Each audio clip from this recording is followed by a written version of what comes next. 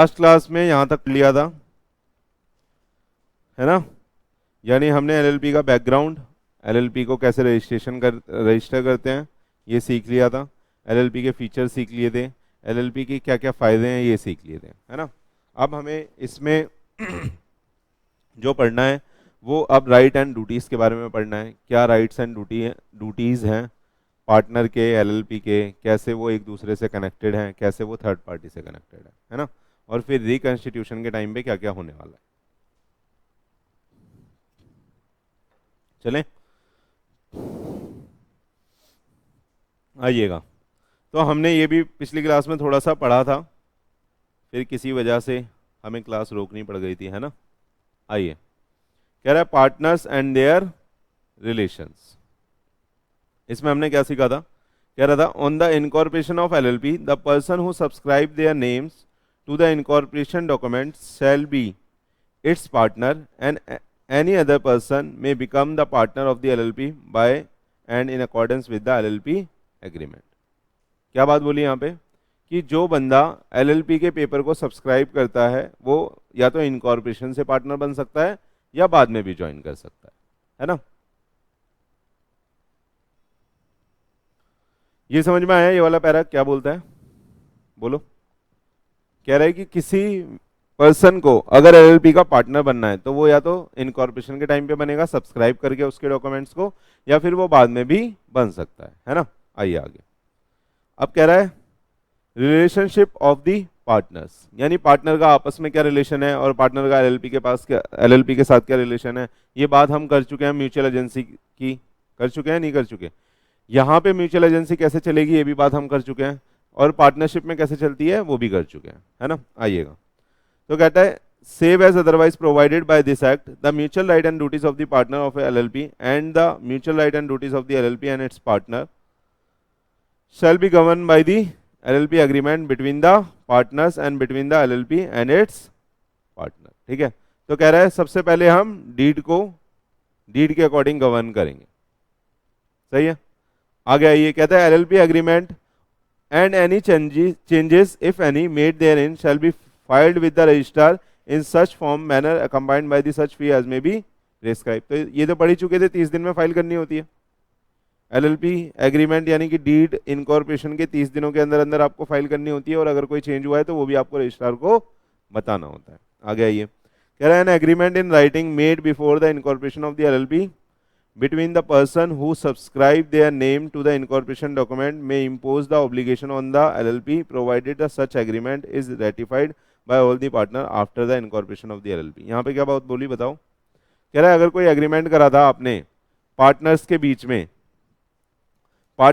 में, कोई एग्रीमेंट हुआ था और वो अब भी बाइंड कर सकता है। कब हुआ था एग्रीमेंट? इनकॉर्पोरेशन से पहले, तो वो अब भी बाइंड कर सकता है आपकी एलएलपी को और आपके पार्टनर को, लेकिन वो रेटिफाई होना चाहिए। रेटिफाई मतलब इनकॉर्पोरेशन के बाद आपको वो एग्रीमेंट अप्रूव कराना पड़ेगा, यानी बाकी जितने भी पार्टनर्स होंगे उनसे दोबारा एक बार ही साइन कराने पड़ेंगे इनकॉर्पोरेशन के बाद। समझ में आ रहा है? तो कह रहा है कोई अगर पहले का एग्रीमेंट है तो वो भी बाइंड कर सकता है आपको, आपकी फर्म को और आपको भी, लेकिन आपको वो रेटिफाई कराना पड़ेगा। Got it? आ रहा है?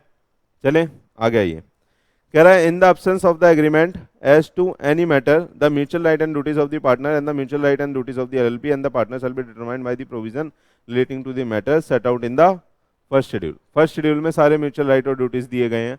तो कह रहा है अगर एग्रीमेंट में कुछ नहीं लिखा तो फिर फर्स्ट शेड्यूल में आओगे, यानी तब आप एक्ट के अंदर आके देखोगे कि क्या म्यूचुअल राइट और क्या ड्यूटीज है। आ रहे? आगे आइए।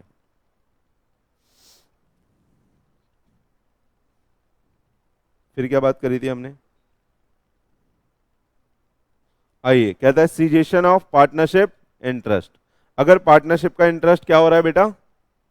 सीज हो रहा है। सीज कैसे होता है? अरे वहां पे देखा था ना आपने, रिटायरमेंट, डेथ, इंसॉल्वेंसी, है ना। इन सब चीजों से क्या होता है? पार्टनरशिप का इंटरेस्ट क्या हो जाता है? खत्म हो जाता है। तो कहता है उस केस में आपको क्या करना है, देखिए। कह रहा है person may cease to be a partner of the LLP in accordance with an agreement with the other partners. सुनना, ये एक तरह से क्या हो गया? रेजिग्नेशन हो गया ना। कह रहा है आप सहमति से भी रिजाइन कर सकते हो अदर पार्टनर के साथ जो आपने एग्रीमेंट करा है उसके हिसाब से। फिर कह रहा है और in the absence of the agreement with the other partner as to the cessation of being a partner by giving a notice in the writing not less than 30 days to the other partner of his intention to resign as a partner. सुनना, ये resign का तरीका है, बोलो ना यार, किसका तरीका है ये? रिजाइन का तरीका। रिजाइन कैसे कैसे कर सकते हैं? या तो एग्रीमेंट में लिख दो तरीका कि जब तू इतने साल का हो जाएगा या हमें इतने साल पार्टनरशिप करते हुए हो जाएंगे तो हम रिजाइन कर देंगे, 3 साल बाद 4 साल बाद, या आप नोटिस देके रिजाइन कर दो। लेकिन नोटिस कितने से कम दिन का नहीं होना चाहिए, 30 दिन से पहले पहले देना पड़ेगा। समझ में आ रहा है? जैसे कंपनियों में जब आप जॉब के लिए जाओगे तो वहां भी नोटिस पीरियड सर्व करना पड़ता है, यानी अगर आपको जॉब छोड़ के जाना है तो 30 दिन पहले बताओगे और वो 30 दिन फिर काम करोगे, यानी जितना भी काम फिर आपके हाथ में होता है वो आपसे हैंड ओवर लिया जाता है। समझ में आ रहा है? तो ऐसे ही पार्टनरशिप में भी बोला कि अगर आपको छोड़ के जाना है जाओ आप, लेकिन 30 दिन का प्रायर नोटिस दे दो। चले आगे, बोलो यार, सब कुछ ऐसा ऐसा ही है, मैं पढ़ता जाऊंगा समझाता जाऊंगा, समझ में आता जाएगा। आगे आइए, कह रहा है person shall be cease to be a partner of LLP on his death or the dissolution of LLP. कुछ समझाने वाली बात है। कह रहा है एक पर्सन पार्टनर नहीं रहेगा जब उसकी डेथ हो जाएगी। आगे आइए, कह रहा है इफ, और कब नहीं रहेगा? If he is declared of unsound mind by the competent court or if he has applied to be adjudged as an insolvent or declared as an insolvent। तो अगर उसने अप्लाई कर रखा है कि मुझे दिवालिया घोषित कर दो तब भी वो पार्टनर नहीं रहेगा, अगर वो डिक्लेयर्ड हो चुका है तब भी वो पार्टनर नहीं रहेगा। समझ में आ रहा है? उसका पार्टनरशिप का इंटरेस्ट खत्म हो जाएगा। Got it? चलें आगे, आइए। कह रहा है where a person has ceased to be a partner of the LLP hereinafter refers to a former partner. कह रहा है जो पर्सन जिसको जो अब पार्टनर नहीं रहा एलएलपी में, जिसको हम क्या बोल रहे हैं अब? Farmer partner. फॉर्मर पार्टनर किसको बोल रहे हैं? जो जा चुका। किसको? जो जा चुका। समझ में आ रहा है? कह रहा है the former partner is to be regarded in relation to the any person dealing with the LLP as still being a partner of the LLP unless, ऐसा कुछ कुछ हमने पार्टनरशिप में भी पढ़ा था क्या मेरे दोस्त? कह रहा है फॉर्मर पार्टनर को पार्टनर माना जाएगा, स्टिल देखना, unless the person has notice that the former partner has ceased to be a partner of the LLP और the notice that the former partner has ceased to be the partner of the LLP has been delivered to the registrar. समझ में आ रहा है? कब माना जाएगा कि वो चला गया है? जब ये दोनों काम हो जाएंगे। अगर ये दोनों काम नहीं हुए हैं तो ये माना जाएगा कि वो अब भी पार्टनर है। दोबारा से पढ़ूं एक बारी, समझ में आए? सुनना, दोबारा से पढ़ रहा हूं ध्यान से। कह रहा है where a person cease to be a partner of LLP, यानी कि किसकी बात हो रही है? फॉर्मर पार्टनर की, जो जा चुका। कह रहा है the former partner is to be regarded in relation to the any person dealing with the company, किसी थर्ड पर्सन के लिए जो डील कर रहा है एलएलपी के साथ, as still being a partner, उसको ऐसा माना जाएगा कि वो अभी भी पार्टनर है ऑफ द एलएलपी अनलेस, अगर ये दोनों चीजें नहीं हुई तो। अगर ये दोनों चीजें हो चुकी हैं तो वो पार्टनर नहीं माना जाएगा। Unless the person has the notice that the former partner has ceased to be a partner of the LLP, पहला। कह रहा है नोटिस, और कह रहा है or notice that the former partner has ceased to be partner of the LLP has been delivered to the registrar. समझ में आ रहा है? तो बीच में और लगा हुआ है, तो दोनों में से कोई भी एक कंडीशन अगर हो जाएगी तो फिर पार्टनर मान लिया जाएगा। सही है? अनलेस का मीनिंग समझ में आ रहा है ना आपको?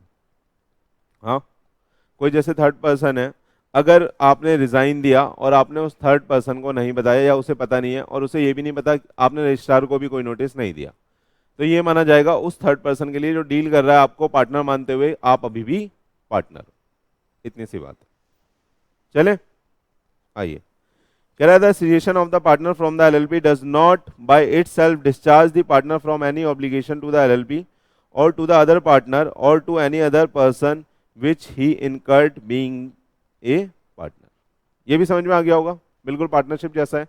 कह रहा है अगर कोई फॉर्मर पार्टनर है, फॉर्मर पार्टनर बोलूंगा अब मैं जो जा चुका, ठीक है, अगर कोई फॉर्मर पार्टनर है वो जा चुका है तो क्या वो पूरा लायबिलिटी से डिस्चार्ज हो गया?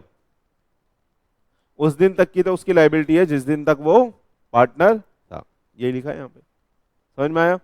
आगे चले। कह रहा है where a partner of the LLP cease to be a partner unless otherwise provided in the LLP agreement, the former partner or a person entitled to his share in consequence of the death or insolvency of the former partner shall be entitled to receive from the LLP. अब क्या बात चल रही है बताना, पैसा लेने की बात ये चल रही है ना। कह रहा है किसी की डेथ हो गई या इंसॉल्वेंसी हो गई जिसकी वजह से अब वो पार्टनर नहीं रहा और उससे अब हमें, अब वो पैसे लेगा ना, उसके घर वाले आएंगे पैसे मांगने, तो कह रहा है इस चीज के लिए वो एंटाइटल्ड है। देखना क्या क्या ले सकते हैं। कह रहा है an amount equal to the capital contribution of the former partner actually made to the LLP, जितना उसने कैपिटल कंट्रीब्यूशन करा था वो ले लोगे, and his right to share in the accumulated profit of the LLP after the deduction of the accumulated losses of the LLP determined as the date of the former partner ceased to be partner. उस दिन ही जिस दिन वो seize हुआ है, उस दिन तक का लेंगे जिस दिन वो सीज हुआ है। समझ में आ रहा है? बोलो बोलो बोलो, क्या ये वाला पैरा समझ में आया? 5 पॉइंट समझ में आया आपको? सुनना, अगर कोई एलएलपी का पार्टनर है जिसकी डेथ हो गई है या इंसॉल्वेंसी हो गई है, तो उस केस में जो उसके रिप्रेजेंटेटिव है या वो है, उसे शेयर मिलेगा एलएलपी के प्रॉफिट में और उसको अपना कैपिटल कंट्रीब्यूशन ले आने का हक है। तो कह रहा है उसे जब उसका हिसाब करा जाएगा तो ये दो चीजें मिलेंगी, an amount equal to the capital contribution जितना वो लेके आया था, और उसका राइट जितना एक्यूमुलेटेड प्रॉफिट में है, लेकिन उसमें से एक्यूमुलेटेड लॉस माइनस करे जाएंगे, और ये उस दिन तक का डिटरमाइन करा जाएगा जिस दिन वो सीज हुआ है। समझ में आया? जिस दिन वो छोड़ के गया। चलें आगे। तो सिंपल सी बात है, ये भी बिल्कुल पार्टनरशिप जैसा ही है। आगे आइए। कह रहे फॉर्मर पार्टनर, एक बार इसमें अमेंडमेंट चेक करेंगे, अभी पढ़ लेते हैं पहले। चलो, इसमें है अमेंडमेंट? पक्का है आपके पास?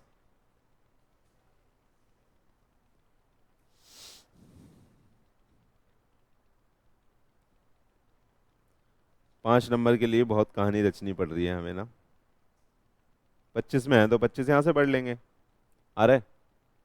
17 के बाद सीधा 25 में। कहाँ थे यार दोस्त? आइए,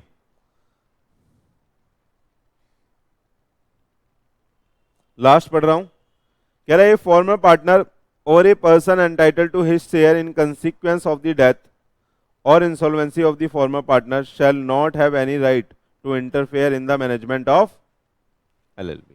सही है? तो कह रहा है कि जो डेथ वाला पार्टनर है या जो इंसॉल्वेंट हुआ है पार्टनर, वो अब इंटरफेयर नहीं कर सकता मैनेजमेंट में एलएलपी के, बस वो अपनी हिस्सेदारी मांग सकता है। हिस्सेदारी कैसे मिलेगी? अपना कैपिटल कंट्रीब्यूशन ले आ सकता है और जितना एक्यूमुलेटेड प्रॉफिट में उसका हिस्सा बन रहा है वो लेके जा सकता है, लेकिन आफ्टर डिडक्टिंग एक्यूमुलेटेड लॉसेस। ठीक है? तो ये क्या था बेटा? सुनना, ये सारा क्या दिया हुआ था हमें? सीजेशन ऑफ पार्टनरशिप इंटरेस्ट के केस में कैसे कैसे चीजें रूट करेंगी, कैसे कैसे मूव करेंगी, वो था। ठीक है? दोबारा से एक बारी मैं समझा रहा हूँ जल्दी जल्दी। पहला पॉइंट देखिएगा। पहले पॉइंट में रिजाइन के बारे में बात करी गई थी। रिजाइन दो तरीके से हो सकता है। पहला, एग्रीमेंट में लिख दो तरीका। दूसरा, अगर कोई तरीका नहीं लिखा तो 30 दिन का प्रायर नोटिस दे दो। ठीक है? ये समझ में आ गया। आगे आइए। और किस तरीके से बंदे का पार्टनरशिप इंटरेस्ट सीज हो सकता है? डेथ से हो सकता है, अनसाउंड माइंड होने से हो सकता है, अगर वो इंसॉल्वेंट के लिए उसने अप्लाई कर रखा है तो हो सकता है, और अगर वो डिक्लेयर्ड हो गया है तो भी हो सकता है। ये चार चीजें थी। तीसरा पॉइंट क्या बोलता है बेटा? बोलो। तीसरा पॉइंट क्या बोलता है? कि एक फॉर्मर पार्टनर को अभी भी पार्टनर माना जाएगा अनलेस कि उसने इसका नोटिस ना दे दिया हो और इसने ये रजिस्ट्रार को नोटिस फाइल ना कर दिया हो। तो दोनों में से एक चीज कर देगा तो उस बंदे के लिए हम उसे पार्टनर नहीं मानेंगे। अगर ये दोनों चीजें नहीं करी होगी तो पार्टनर माना जाएगा। चौथा पॉइंट देखिएगा। चौथे पॉइंट में क्या लिखा है? कह रहा है वो डिस्चार्ज नहीं होगा अपनी लाइबिलिटी। क्या पूरी लाइबिलिटी से डिस्चार्ज हो जाएगा? क्या पूरी लाइबिलिटी? आज मैं छोड़ के चला गया तो पिछली लाइबिलिटी से भी डिस्चार्ज हो गया? Answer is no. जब मैं पार्टनर था तब की लाइबिलिटी मैं लूंगा। जब मैं पार्टनर था मैं तब की लाइबिलिटी लूंगा। और उसके बाद हिस्सेदारी की बात करी कि जब हम जा रहे हैं तो हम क्या लेंगे? हेलो। फिर फिफ्थ पॉइंट किसकी बात करता था बेटा? फिफ्थ पॉइंट बात करता था हिस्सेदारी की। तो क्या क्या लेके जाएगा बताइए? अपना कैपिटल कंट्रीब्यूशन और शेयर ऑफ प्रॉफिट। लेकिन यहां पे प्रॉफिट की जगह क्या वर्ड यूज हुआ है? Accumulated profit after deducting accumulated losses. और लास्ट क्या बोलता है? आप मैनेजमेंट में इंटरफेयर नहीं कर सकते अगर आपका एक बार पार्टनरशिप का इंटरेस्ट खत्म हो गया तो। ये 6 पॉइंट थे। क्लियर है सबको? चलें आगे।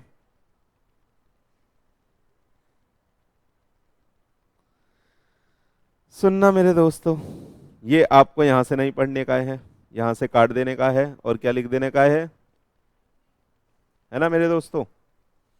अब तो आप बहुत इंटेलिजेंट हो गए हो। सही लिखी है ना स्पेलिंग। चलो आ जाओ अमेंडमेंट पे। 25 किसके बारे में बात कर रहा है? अगर कोई चेंज हुआ है तो कैसे कैसे बताना है डिपार्टमेंट में। अगर कोई चेंज हुआ है कहां पे, बोलो ना। देखो कह रहा है registration of changes in the partners, और यहां पे क्या लिखा हुआ था टॉपिक, देखना जरा। सेम लिखा है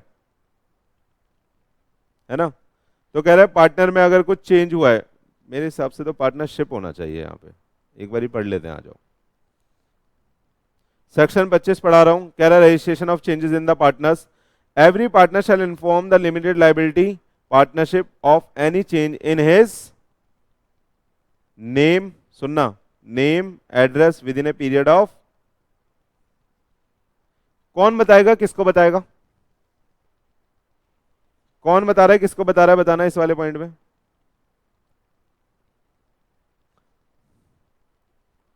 हर पार्टनर अगर उसका नाम चेंज हो रहा है या उसका एड्रेस चेंज हो रहा है तो वो ये चीज किसको बताएगा, एलएलपी को बताएगा। तो पार्टनर कौन है, नन्ना मुन्ना राही, और एलएलपी कौन है, फर्म, है ना। तो कोई भी अगर चेंज हो रहा है इस बंदे की आइडेंटिटी में या एड्रेस में, है ना, आईडी लिख दो फिर समझ जाओगे ना आप। आईडी का मतलब यही होता है ना, आइडेंटिटी और एड्रेस, है ना। तो अगर इसमें कुछ भी चेंज हो रहा है तो ये एलएलपी को बताएगा कितने दिनों में मेरे दोस्त, 15 डेज फ्रॉम सच चेंज। आ रहा है समझ में? नहीं सर कुछ समझ नहीं आ रहा, आगे सुनो। आप कह रहा है लिमिटेड लाइबिलिटी पार्टनरशिप शैल, अब एलएलपी बताएगी, पहले किसने बताया ऊपर, पार्टनर ने, अब देखना एलएलपी बताएगी। वेयर ए पर्सन बिकम और cease to be a partner, file a notice with the registrar within 30 days from the date he become or cease to be a partner। ये फॉर्म थी, तो form में या तो कोई आ रहा है या फॉर्म से कोई जा रहा है, तो ये किसको बताना है, आरओसी को। कितने दिनों में मेरे दोस्त, बोलो ना, 30 दिन में। क्लियर है, क्लियर है या नहीं? कह रहा है where there is any change in the name and address, ऊपर वाली बात कर रहा है। अब अगर पार्टनर के नाम या एड्रेस में कोई चेंज हुआ, file a notice with the registrar with in 30 days of such change. ऊपर आ जाओ एक बारी। सच चेंज से कितने दिनों में बताना था फॉर्म को, 15 दिनों में, और सच चेंज से ही 30 दिनों में कौन बताएगा, फॉर्म बताएगी। फॉर्म मतलब एलएलपी, किसको, आरओसी को। यानी 15 और दिन दे दिए, बोला 15 दिन में पार्टनर तुम्हें बता देगा, अगले 15 दिन में तुम आरओसी को बता देना। समझ में आया, समझ में आया। तो एलएलपी क्या क्या बताएगी बताओ। अगर कोई पार्टनर आया या गया तो जब आया जब गया उससे 30 दिन में आरओसी को बताना है।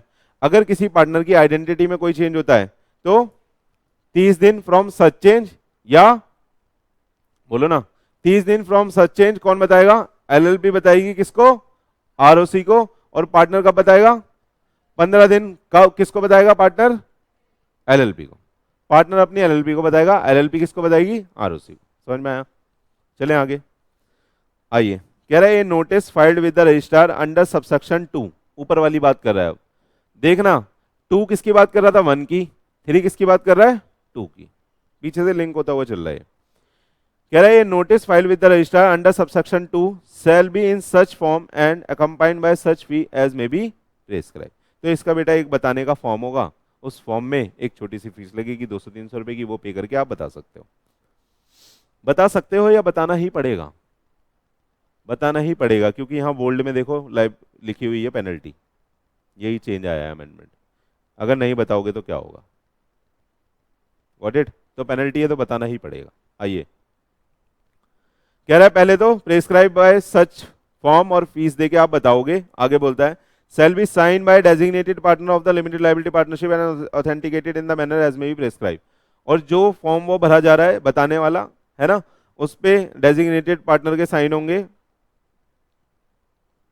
और ऑथेंटिकेट हो करेगा वो उस मैनर में जिस मैनर में प्रेस्क्राइब होगा। यानी वहां ना फॉर्म के नीचे डिक्लेरेशन वगैरह लिखी होती है कि मैं जो भी बोल रहा हूँ सच बोल रहा हूँ और ये सब एक्ट कंप्लाई हो रहे हैं, तो उस पर टिक लगा के साइन लगाने होते हैं आपके। समझ में आ रहा है?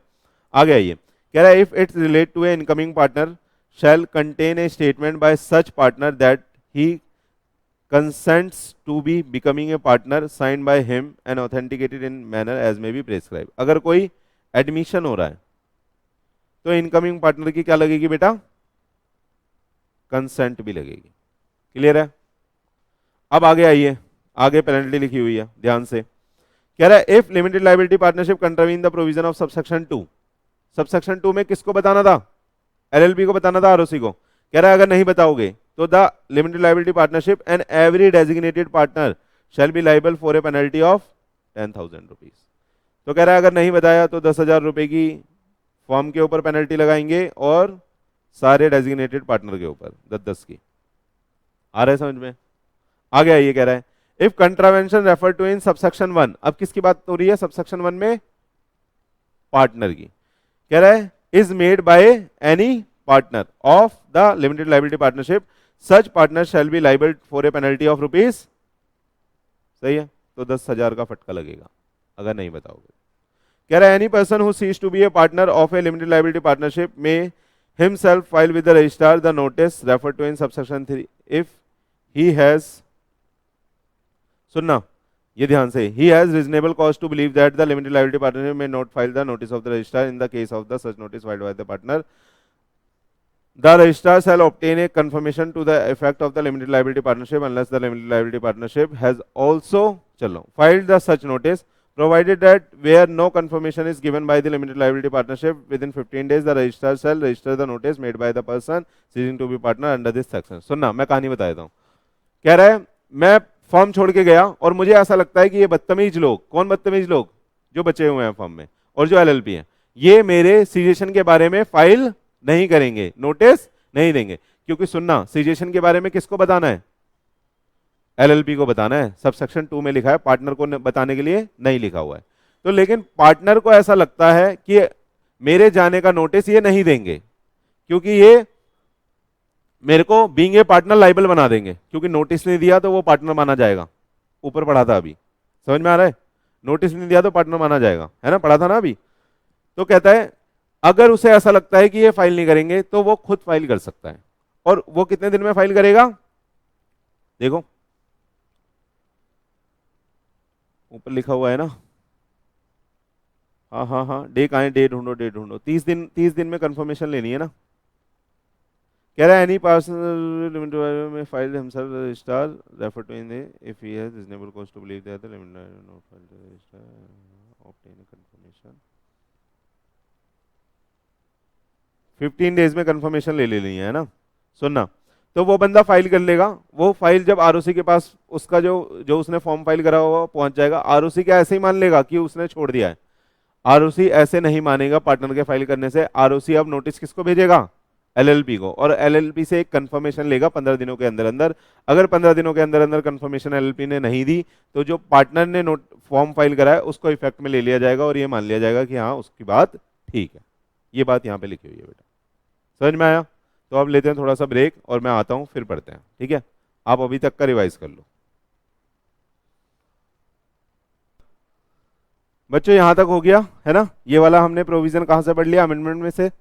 आगे आइए, अब बात कर रहे हैं लाइबिलिटी की। कह रहा है extend and limitation of liability of LLP and partner, है ना? कौन कितना कहां तक लाइबल है?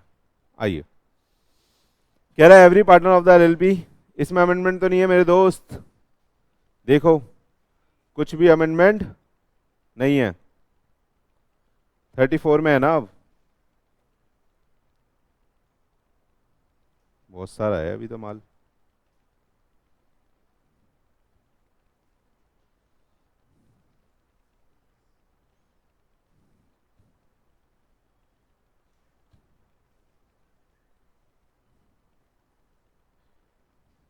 कौन है ये?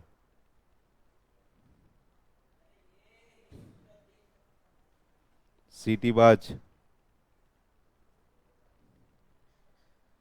कोई नहीं, सीख जाएगा, आ जाओ। कह रहा है every partner of the LLP is, क्या हो रहा है, is for the purpose of the business of the LLP. आ जाओ यार इधर देख लो, the agent of the LLP but not the other partner. सुनना, मैंने आपको बोला था म्यूचुअल एजेंसी यहां पे कैसे वर्क करती है। जैसे पार्टनरशिप में हमने बात करी थी कि एक पार्टनर दूसरे पार्टनर का क्या होता है, एजेंट और प्रिंसिपल, है ना। वैसे यहां पे भी एक पार्टनर दूसरे पार्टनर का, यहां पे पार्टनर का आपस में रिलेशन नहीं होता। यहां पे क्या होता है, बीच में एक आर्टिफिशियल पर्सन है जिसको हम किसके नाम से जानते हैं, एलएलपी के नाम से। उससे हर पार्टनर का क्या होगा, म्यूचुअल एजेंसी का रिलेशन होगा। समझ में आ रहा है, वही बात यहां पे लिखी है, देखिएगा। कह रहा है every partner of the LLP is for the purpose of the business of the LLP the agent of the LLP but not the other partner. जितने बाकी पार्टनर काम कर रहे हैं वो कैसे काम करेंगे, एजेंट ऑफ एलएलपी की तरह काम करेंगे। आइएगा, the extent of liability of LLP कितनी है। कह रहा है a LLP is not bound by anything done by a partner in dealing with a person if, क्या बोला, एक एलएलपी बाउंड नहीं होगी किसी पार्टनर के एक्ट से if the partner is act, partner in fact has the no authority. तो ऐसा तो पार्टनरशिप में भी होता था, अगर उसको अथॉरिटी नहीं है और वो वाला एक्ट कर रहा है तो उसके लिए फर्म लाइबल नहीं होती थी। समझ में आ रहा है, तो सिंपल सी बात है ये भी। कह रहा है the partner in fact has the no authority to act for the LLP in doing a particular act and का मतलब plus the person knows that he has no authority और डज नॉट नो और believe to him to be a partner of the LLP. तो दोनों बातें comply होनी चाहिए। पहला, उसकी अथॉरिटी में वो काम नहीं होना चाहिए, और जो पर्सन डील कर रहा है उसके साथ वो ये जानते हुए डील कर रहा है कि उसको कोई अथॉरिटी नहीं है फिर भी डील कर रहा है उससे, तो उस केस में एलएलपी लाइबल नहीं होगी। समझ में आ रहा है, समझ में आया ये, आगे आइए। कह रहा है the LLP is liable if a partner of the LLP is liable for any person as a, सही पढ़ा है ना, as a result of a wrongful act और the omission on his part in course of the business of the LLP within its authority। सुनना, बात ये हुई है कि अगर कोई रॉन्गफुल एक्ट हो रहा है या कोई ओमिशन हो रहा है और ये काम जो पार्टनर ने करा था अपनी अथॉरिटी में करा था, तो उसके लिए एलएलपी लाइबल हो जाएगी। समझ में आया, उसके लिए एलएलपी लाइबल हो जाएगी। मान लो हमने एक मेडिकल काम करने के लिए, मेडिकल सप्लाई, मेडिसिन की सप्लाई करने के लिए एक एलएलपी बनाई और एक पार्टनर ने गलती से कोई दवा दे दी जिससे किसी को दिक्कत हो गई, तो उस केस में पूरी की पूरी एलएलपी लाइबल हो जाएगी। समझ में आया, आगे आइए। कह रहा है ना, obligation of the LLP whether arising in the contract और otherwise shall be solely the obligation of the LLP. कह रहा है कोई अगर एक ऑब्लिगेशन है एलएलपी की तो वो एलएलपी की मानी जाएगी, वो पार्टनर की पर्सनली नहीं मानी जाएगी। कह रहा है the liability of the LLP shall be met out of the property of the LLP. जितनी भी लाइबिलिटी है एलएलपी की वो कहां से मेट आउट होगी, एलएलपी की प्रॉपर्टी से, क्योंकि क्या है, सेपरेट लीगल एंटिटी है। आ रहा है, या घर से पार्टनर को लाना पड़ेगा, आंसर इज नो। आ रहा है, समझ में नहीं आ रहा। तो ये तो थी एलएलपी की लाइबिलिटी, ये किसकी लाइबिलिटी थी मेरे दोस्त, एलएलपी की। अब आगे देखो पार्टनर की लाइबिलिटी पढ़ लेते हैं। Extent of liability of partner, कह रहा है a partner is not personally liable directly indirectly for an obligation referred to in subsection 3 of the section 27 solely by the reason of being a partner of the LLP। Simple सी बात यह है कि एक partner कभी भी personally liable नहीं होगा एलएलपी में। ठीक है, कह रहा है the provision of subsection 3 of section 27 and subsection 1 of this section shall not affect the personal liability of a partner for his own wrongful act or the omission, but a partner shall not be personally liable for the wrongful act and the omission of any other partners। सुनना, अगर कोई wrongful act और omission किसी partner ने individually करा है एक individual capacity में, तो वो अपने wrongful act और omission के लिए तो लाइबल होगा, मगर किसी और के wrongful act या omission के लिए वो पार्टनर लाइबल नहीं होगा। समझ में आया, ये बात यहाँ पे लिखी हुई है। समझ में आई ये वाली बात। कह रहा है कि जो एक पार्टनर है वो किसी दूसरे पार्टनर के रॉन्गफुल एक्ट या ओमिशन के लिए लाइबल नहीं होगा, वो सिर्फ अपने रॉन्गफुल एक्ट या ओमिशन के लिए लाइबल होगा।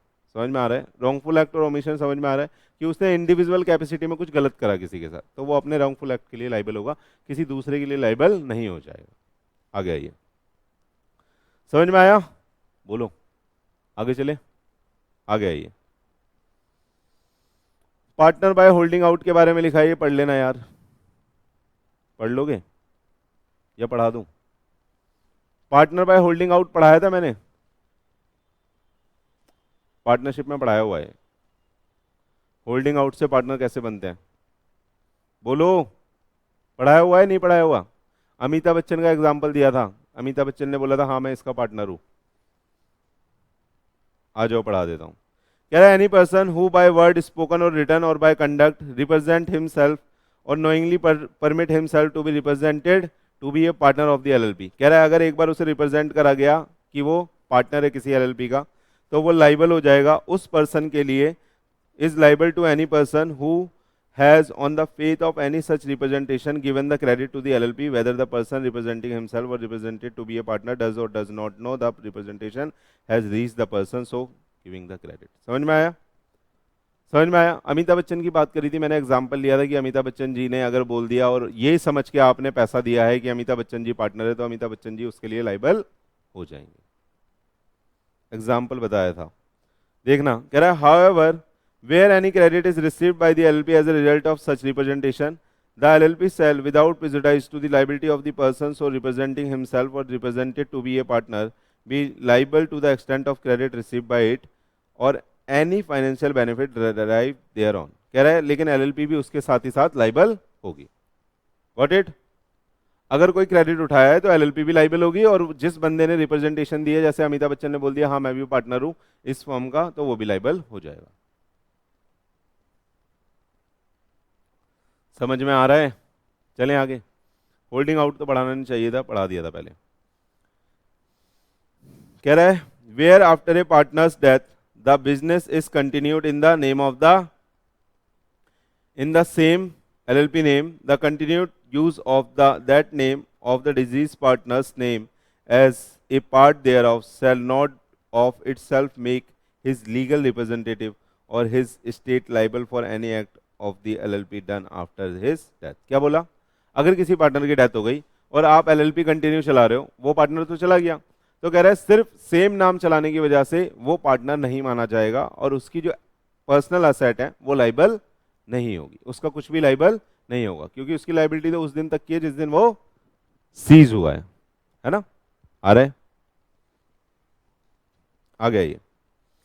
लेकिन सुनिएगा, कह रहा है आपने वहां भी तो पढ़ा था, सुनना, हेलो बच्चों, आपने वहां भी तो पढ़ा था कंपनी के केस में कि कॉर्पोरेट व्हील का गलत फायदा उठाया जाता था, तो लिफ्टिंग ऑफ कॉर्पोरेट व्हील करते थे और कौन who is the behind the company ये देखते थे और उसको सजा देते थे।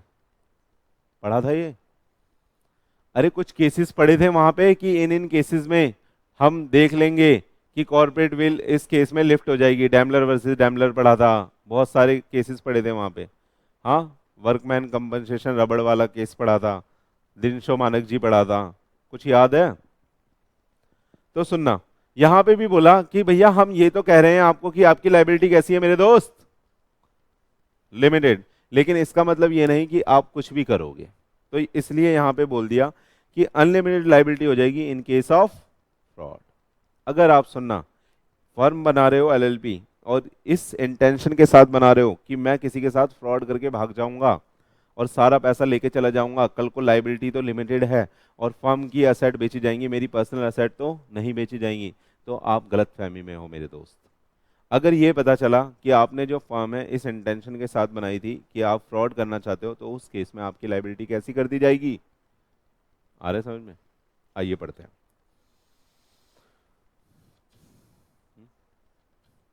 आइए, थैंक यू दीदी, आपका दिन शुभ हो, है ना? कहाँ आई है अमेंडमेंट? लेकिन कुछ बोल्ड नहीं है इसमें तो। अरे भैया कुछ ये है बस 5 ईयर, ये अमेंडमेंट है। To the extent of 5 year के लिए जेल हो सकती है, देख लो, बढ़ा दी है, पहले कम थी, है ना, पहले 2 साल थी। देख रहे हो, देख रहे हो, देख रहे हो, देख रहे हो। आइए पढ़ा देता हूं, आइए। गेम तो समझ ही गए हो आप, सुनो, गेम तो समझ ही गए हो। क्या होगा यहाँ पे बताना? फ्रॉड हो रहा होगा, फ्रॉड की वजह से जो लाइबल माना जाएगा उस बंदे की अनलिमिटेड लाइबिलिटी हो जाएगी, इतना सा गेम है। और अगर पाया गया तो सिर्फ अनलिमिटेड लाइबिलिटी नहीं, उसके साथ पेनल्टी का तड़का भी लगेगा, और उसके साथ ही साथ ससुराल भी जाना पड़ सकता है। कितने सालों के लिए? खत्म। देखो आ जाओ।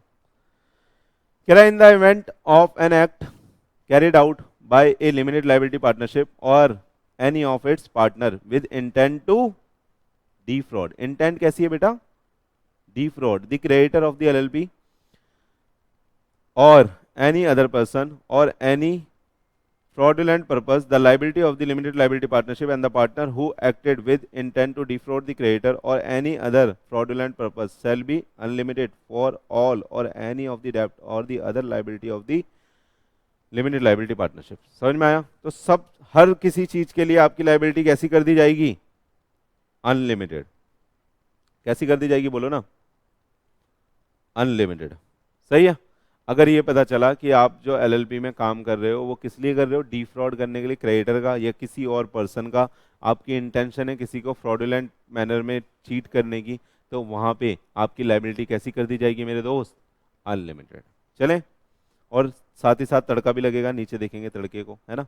कह रहा है प्रोवाइडेड दैट, ध्यान से, in case any such act is carried out by a partner the limited liability partnership is liable to the same extent as the partner unless it is established by the limited liability partnership that such act was without the knowledge and the authority of the limited liability partnership. सुनना, अगर ये act मतलब fraudulent act, अगर कोई एक partner भी कर रहा है तो पूरी की पूरी लिमिटेड लाइबिलिटी पार्टनरशिप क्या हो जाएगी?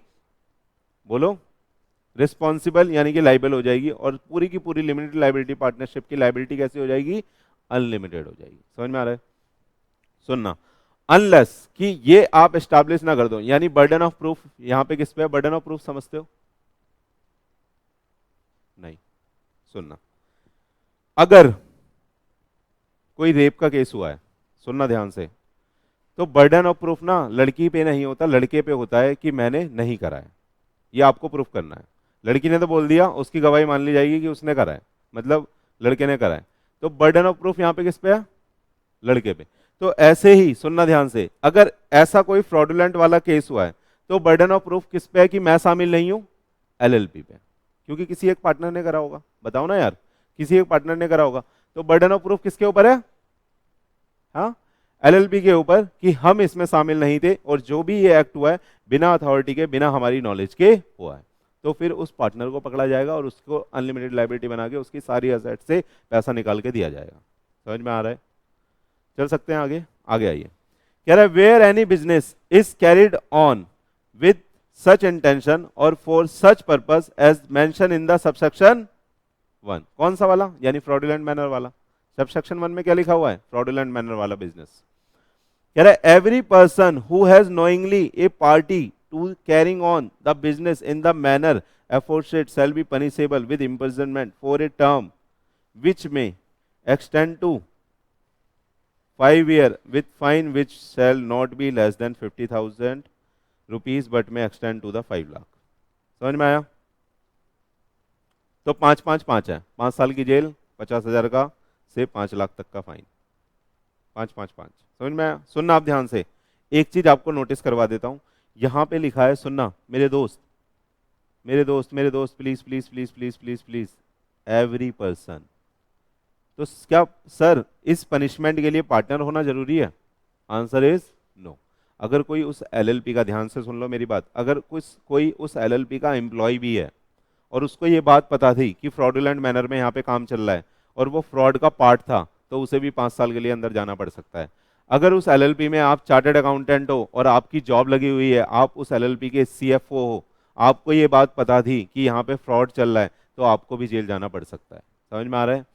अगर उस एलएलपी के आप किसी भी डेजिग्नेशन पे काम कर रहे हो, आप उसके एम्प्लॉई हो, तो उस केस में भी आपको जेल जाना पढ़ सकता है। इसलिए यहां पे वर्ड लिखा है क्या, एवरी पर्सन, ताकि जो जो शामिल होगा हम सबको लपेट देंगे, वरना एवरी पार्टनर लिखा होता। समझ में आ रहा है, समझ में आ रहा है एवरी पर्सन का मतलब क्या है। तो अगर कोई केस स्टडी बना के दी जाए आपको तो आप समझ जाओगे कि कौन कौन पनिशेबल है, जो जो फ्रॉड में शामिल होगा सब। समझ में आया, समझ में आया। कितने साल के लिए अंदर जाएगा, 5 साल। फाइन कितना कितना लग सकता है, वो भी ईच के लिए है ये लिमिट, सही है। आइए, है ना, आइए अब कह रहा है where a limited liability partnership और एनी पार्टनर और डेजिग्नेटेड पार्टनर और the employ of such limited liability partnership has conducted the affairs of the limited liability partnership in fraudulent manner, then without prejudice to any criminal proceeding which may arise under any law for the time being in force, the limited liability partnership or any such partner or designated partner or employee shall be liable to pay compensation to any person who has suffered any loss and the damage for the reason of such conduct. आपने सबको बेवकूफ़ बना दिया। जैसे सुनो, मैंने और मिहिर ने एक कंपनी खोली और मैंने ये बोल दिया कि हम दोनों मिलके आप सबकी जॉब लगवाएंगे बड़ी बड़ी कंपनियों में, और आपसे इस नाम पे 1-1 लाख रुपए उठा लिया। हम क्या कर रहे हैं, लगवा देंगे जॉब? नहीं। जॉब कैसे लगेगी, अपनी काबिलियत के अकॉर्डिंग। कोई ऐसे लगवा देगा, नहीं लगवा पाएगा। जिसमें जितनी काबिलियत होगी उसकी उस हिसाब से जॉब लगेगी। समझ में आ रहा है नहीं आ रहा। लेकिन हमने पैसा ले लिया कि हम लगवा देंगे, तो हम आपका सारा पैसा उठा के ले गए, खा गए। तो क्या हमें भरना पड़ेगा? Answer is yes. तो कह रहे हैं जो जो फ्रॉड में शामिल होगा, कहीं और क्या लाइबिलिटी होगी आपकी, 420 का भी केस चलेगा। समझ में आ रहा है आपको, अगर आप फ्रॉड करोगे 420 का भी केस चलेगा, वो एक अलग बात है। हम यहां लिख रहे हैं कि कोई भी एलएलपी या कोई भी पार्टनर या कोई भी एम्प्लॉय इस तरह का फ्रॉड करता है तो उसे इसे मेक गुड करना पड़ेगा। मेक गुड समझ रहे हो, वापस लौटाना पड़ेगा, कंपनसेशन देना पड़ेगा। आइए, provided that such limited liability partnership shall not be liable if any such partner or designated partner or the employee has acted fraudulently without the knowledge of the limited liability partnership. नीचे क्या बोल दिया, बोला कि LLP पूरी शामिल नहीं थी, एक ही बंदा शामिल था, वही पैसे लेता था। विकास सर ने तो बोला था कि सबकी जॉब फ्री में लगवानी है, किसी से कोई पैसा चार्ज नहीं करना, सबके अच्छे अच्छे इंटरव्यू कंडक्ट कराने हैं, बस अपनी रेफरेंस दे देनी है। लेकिन ये कमबख्त पैसे ले लेता था आपसे, मेरे को ये बात पता नहीं थी। और एलएलपी में जो पीछे बैठे हैं 2 पार्टनर, उज्जवल और कृष्णा, उन्हें भी ये बात पता नहीं थी। तो बताइए कौन लाइबल होगा? क्या मेरे को भी मेक गुड करना पड़ेगा? Answer is no. आ रहा है, बिल्कुल कॉमन सेंस से चल रहा है पूरा का पूरा लॉ। चल रहा है नहीं चल रहा? तो आपको कॉमन सेंस लगा के भी आंसर लिखोगे तो आ जाएगा। आइए, छोड़ना नहीं है बस। हाँ मेरे दोस्त, कहाँ तक पहुंचे हम? ये पढ़ा दिया पूरा? अरे बोलो ना यार। नहीं सर, नहीं पढ़ाया। नहीं सर, हम तो सो रहे थे। आप खुद पढ़ रहे हो, हम तो नहीं पढ़ रहे। लिख लेना आप लोग, जहां जहां मैं अमेंडमेंट लिख रहा हूं, कहीं पुराना पढ़ के चला जाओ। 5 साल की सजा है, 2 साल की नहीं। ससुराल कितने साल के लिए जाना है, याद रखना। 2 साल में छोड़ेंगे नहीं वो ससुराल वाले आपको। आ जाओ। 31 में कोई अमेंडमेंट?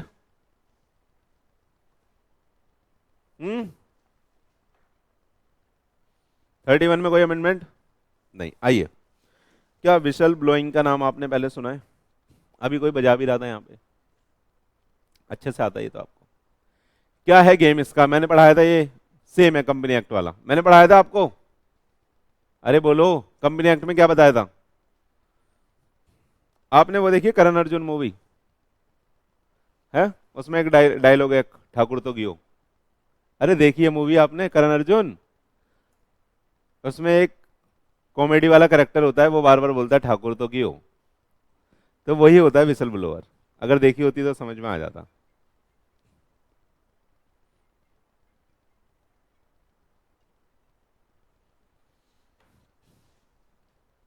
सुनिएगा, ये मैंने पहले आपको पढ़ा रखा है, कंपनी एक्ट में बिल्कुल सेम है वैसे ही। विशल ब्लोअर पढ़ाया था, बोलो ना यार, पढ़ाया था क्या?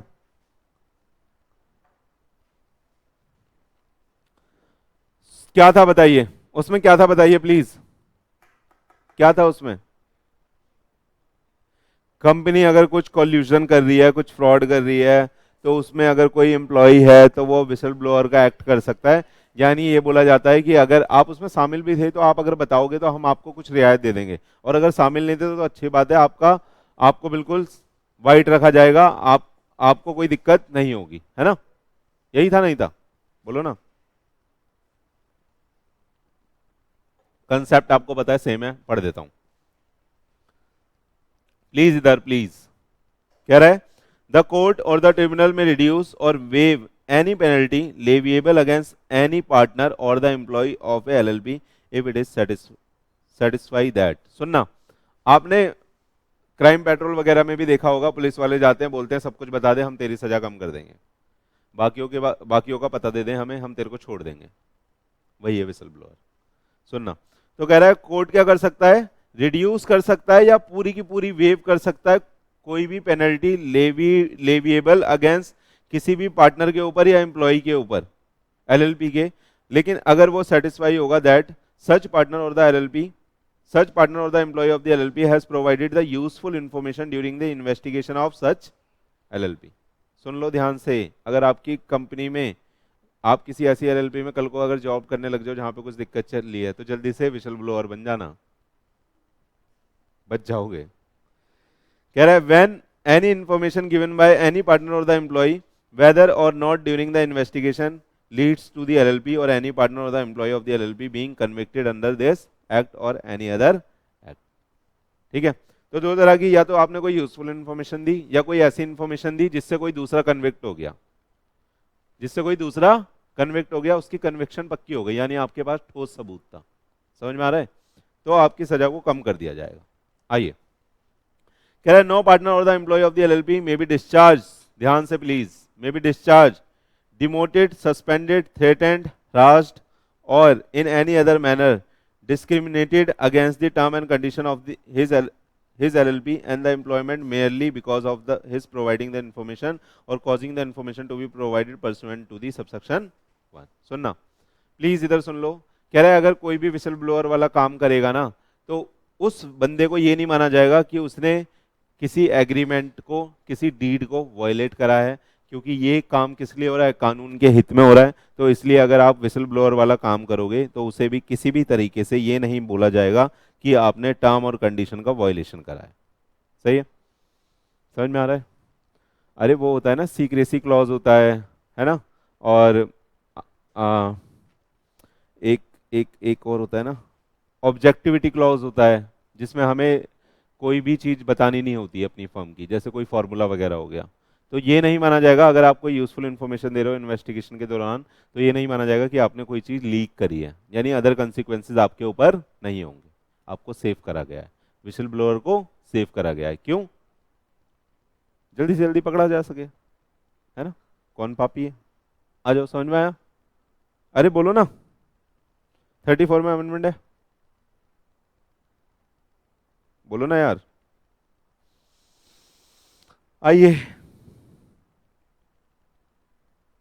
आइए प्लीज। 34 कह रहा है maintenance of books of account and the other records and audit. सुनिएगा, यहां पे जो बात होगी हमारी वो इस बारे में होगी, सुनना, कि एलएलपी को double entry system, accrual system के हिसाब से बुक्स ऑफ अकाउंट बनाने हैं, उन्हें प्रिजर्व करके रखना है। ठीक है, एएस को फॉलो करना है। ठीक है, कुछ टाइम पीरियड में उसको फाइल करना है आरओसी के पास। ठीक, अगर फाइल नहीं करा तो पेनल्टी लगेगी, किस फॉर्म में फाइल होंगे, ये सब बातें यहाँ पे होने वाली है। यानी यहाँ पे जितनी भी बात होने वाली है किसको लेके होने वाली है, बुक्स ऑफ अकाउंट को, है ना। आइए, कह रहा है the limited liability partnership shall maintain the such proper books of account as may be prescribe relating to its affair of each year of its existence, ये लिखा है ना, on cash basis or accrual basis and according to the double entry system of accounting and shall maintain the same at the registered office of such period as may be prescribed। क्या बोला कि हर LLP को क्या बनाने हैं, books of account बनाने हैं, cash basis पे भी बना सकते हो और एक्रूअल बेसिस पे बना सकते हो, लेकिन डबल एंट्री सिस्टम फॉलो करना, सिंगल एंट्री सिस्टम फॉलो मत करना। समझ में आया? और उसे मेंटेन करना है कहां पे, कहां पे मेंटेन करने हैं बुक्स ऑफ अकाउंट? पांडे की चाय पे, बोलो, गुप्ता जी के बर्गर वाले पे, हाँ, रजिस्टर्ड ऑफिस पे। कहां पे मेंटेन करना है आपको? रजिस्टर्ड ऑफिस पे। यानी कभी भी इंस्पेक्शन होगी तो कहां पे होगी? रजिस्टर्ड ऑफिस पे और आपसे मांगा जाएगा, अगर मेंटेन नहीं करा तो पेनल्टी लगेगी। Got it? आइए, कह रहा है every limited liability partnership shall within a period of, याद रखना ये वाला इंपॉर्टेंट है मेरे दोस्त, ठीक है। कह रहा है with in a period of 6 month from the end of each financial year, यानी फाइनेंशियल ईयर कब एंड होगा बताना? 31 मार्च, मान लो 23 चल रहा है, उसके 6 महीने के अंदर अंदर, है ना। कब पढ़ेंगे बताओ? 30 सितंबर, है ना। कह रहा है 6 महीने के अंदर अंदर आपको क्या करना है? कह रहा है prepare a statement of account and the solvency for the said financial year as at the last day of the said financial year in which such in such form as may be prescribed and such statement shall be signed by designated partner and the limited liability partnership। सुनना क्या बोल रहा है, आपको एक statement of account of solvency बनाना है, ये आपने नया सुना होगा, ये याद कर लेना, statement of account and solvency, ये बेटा फाइल होता है आरओसी में। तो कह रहा है 6 महीने के अंदर अंदर आपको ये बना के भेज देना है ना। बनाना है इसका मतलब भेज देना है, 6 महीने के बाद इस डेट पे फाइल करना होता है। चले आगे आइए, क्या क्या क्या फाइल करना होता है? Statement of account and solvency, जिसमें ये लिखा होता है कि आपकी जो फर्म है वो सॉल्वेंट है, इंसॉल्वेंट नहीं हो रही है। हर साल उस चीज की एक डिक्लेरेशन हमें देनी होती है। आगे आइए, सुनना आप, कह रहा है every limited liability partnership shall file, file का मतलब क्या है बेटा? आरओसी में भेजना, समझ पा रहे हो? आरओसी में फाइल करना है। File within a prescribe time the statement of account of solvency prepared pursuant to subsection 2 within the with the registrar every year in such form and such manner accompanied by the such fee as may be prescribed। तो कह रहा है जो prepare करा है ना ऊपर, वो फाइल भी करना होता है। मैंने एक साथ ही बता दिया दोनों। अरे मैंने बोला ना आपको statement of account and solvency बनाना है और उसको फाइल भी करना है। कितने दिन में बनाना है? 6 महीने के अंदर अंदर, है ना, यानी 30 सितंबर तक वो फाइल करना होता है। सुनना, और किस दिन का बनेगा वो? ड्यूरिंग द ईयर का, एज एट 31 मार्च। क्लियर है? आगे आइए, कह रहा है the account of the limited liability partnership shall be audited in accordance with the such rule as may be prescribe. सुन लो, provided that the central government may by notification in the official gazette exempt the classes and the classes of the limited liability partnership from the requirement of the subsection. कह रहा है कि सिर्फ आपको books बनाने नहीं है, बुक्स का ऑडिट भी कराना है, और ये ऑडिट को सेंट्रल गवर्नमेंट एग्जाम्प्ट भी कर सकती है कुछ क्लासेस ऑफ, यानी अगर सेंट्रल गवर्नमेंट को ऐसा लगता है कि कुछ छोटी छोटी एलएलपीआं हैं तो उनके लिए सेंट्रल गवर्नमेंट बोल देगी कि आपको ऑडिट कराने की जरूरत नहीं है, आपका तो बहुत छोटा काम है। मशीन बंद है, आपका तो बहुत छोटा काम है, प्लग निकाल दे बेटा, इंटरप्शन होगी वरना। समझ में आया? समझ में आया? चलें आगे, आगे आइए। कह रहा है ये अमेंडमेंट है, अब ये ध्यान से पढ़ लेना क्योंकि आएगा तो इसमें से फंस सकता है ना, जितना भी अमेंडमेंट वाला मसाला है। कह रहा है any limited liability partnership which fails to comply with the provision of the subsection 3 of such limited liability partnership and its designated partner. सुनना, यहां पे डेजिग्नेटेड पार्टनर क्यों बोला? Shall be liable to a penalty for 100 rupees, 100 rupees for each day during which such failure continue subject to maximum of 1 पेटी, है ना, 1 lakh rupees for the limited liability partnership and the 50,000 rupees for the designated partner. यहां पे designated partner क्यों बोला? क्योंकि मैंने आपको डेजिग्नेटेड पार्टनर में बताया था, क्या क्या बताया था आरुषि मैडम, बताएं प्लीज। यहां पे वर्ड डेजिग्नेटेड पार्टनर क्यों यूज हुआ, पार्टनर क्यों यूज नहीं हुआ?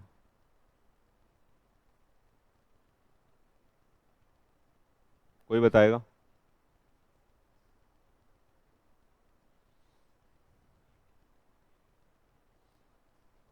सही जवाब, है ना, मिहिर ने सही जवाब दिया, क्योंकि मैंने आपको पढ़ाया था डेजिग्नेटेड पार्टनर किसके लिए रिस्पॉन्सिबल होता है?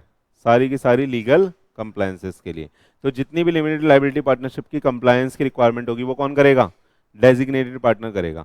अगर आपने बुक्स नहीं बनाए तो डेजिग्नेटेड पार्टनर रिस्पॉन्सिबल होगा, ठीक है। तो यहाँ पे पेनल्टी लग सकती है 10,000 रुपये पर डे के हिसाब से, और 1 लाख तक उसे ले आ सकते हैं। ये एलएलपी के लिए है और ये डेजिग्नेटेड पार्टनर के लिए है।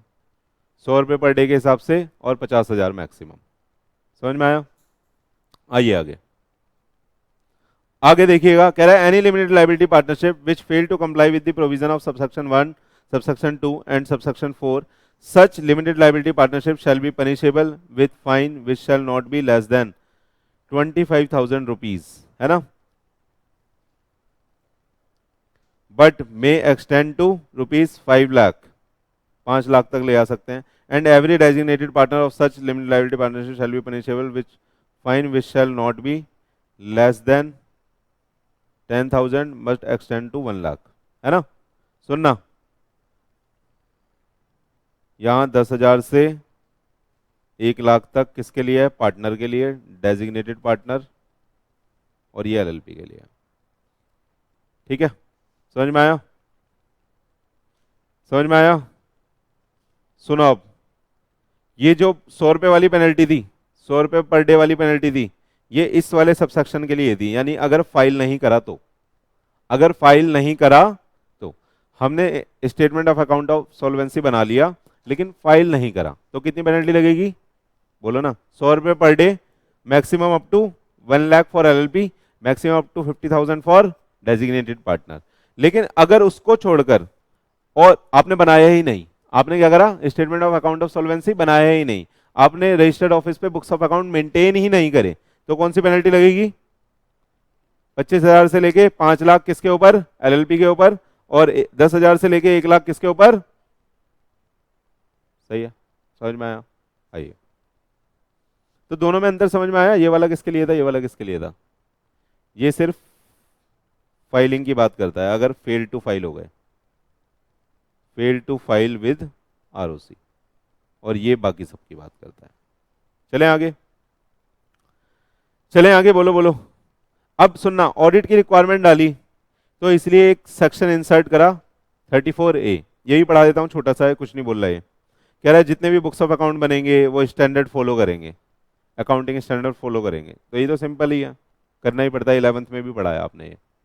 देखो आ जाओ. कह रहा है accounting standard and auditing standard the central government may in consultation with the NFRA, NFRA बोलते हैं भाई इसको, national financial reporting authority, constituted under section 132 of company act 13, prescribe करेंगे standards of accounting and prescribe करेंगे standard of auditing as recommended by the, देखना कौन सा institute है, the institute of chartered accountant of India, constituted under section 3 of the institute chartered accountant act 1949 for a class and the classes of limited liability partnership.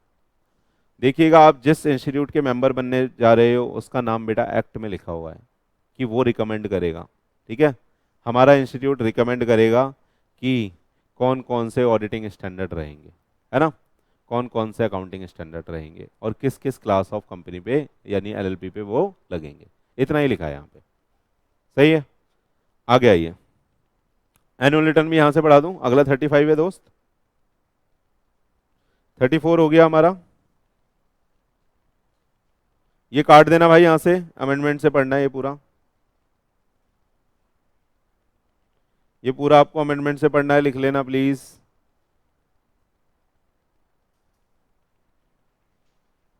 Thirty 35 पे आ जाएं. सुनना, एक दो चीज फाइल करनी होती है. पहली चीज आप समझ गए, पहली चीज कौन सी पढ़ाई अभी जो फाइल करनी होती है हमें आरओसी के पास? Yearly statement of account and solvency. कितने दिन में बनाना है?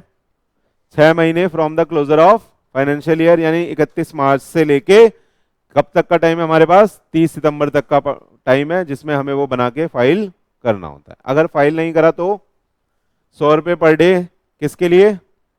एलएलपी के लिए कहां तक जा सकता है? 1 लाख तक, और डेजिग्नेटेड पार्टनर के लिए कहां तक जा सकता है? 50,000 तक. समझ में आया? बुक्स ऑफ अकाउंट अगर नहीं बनाए तो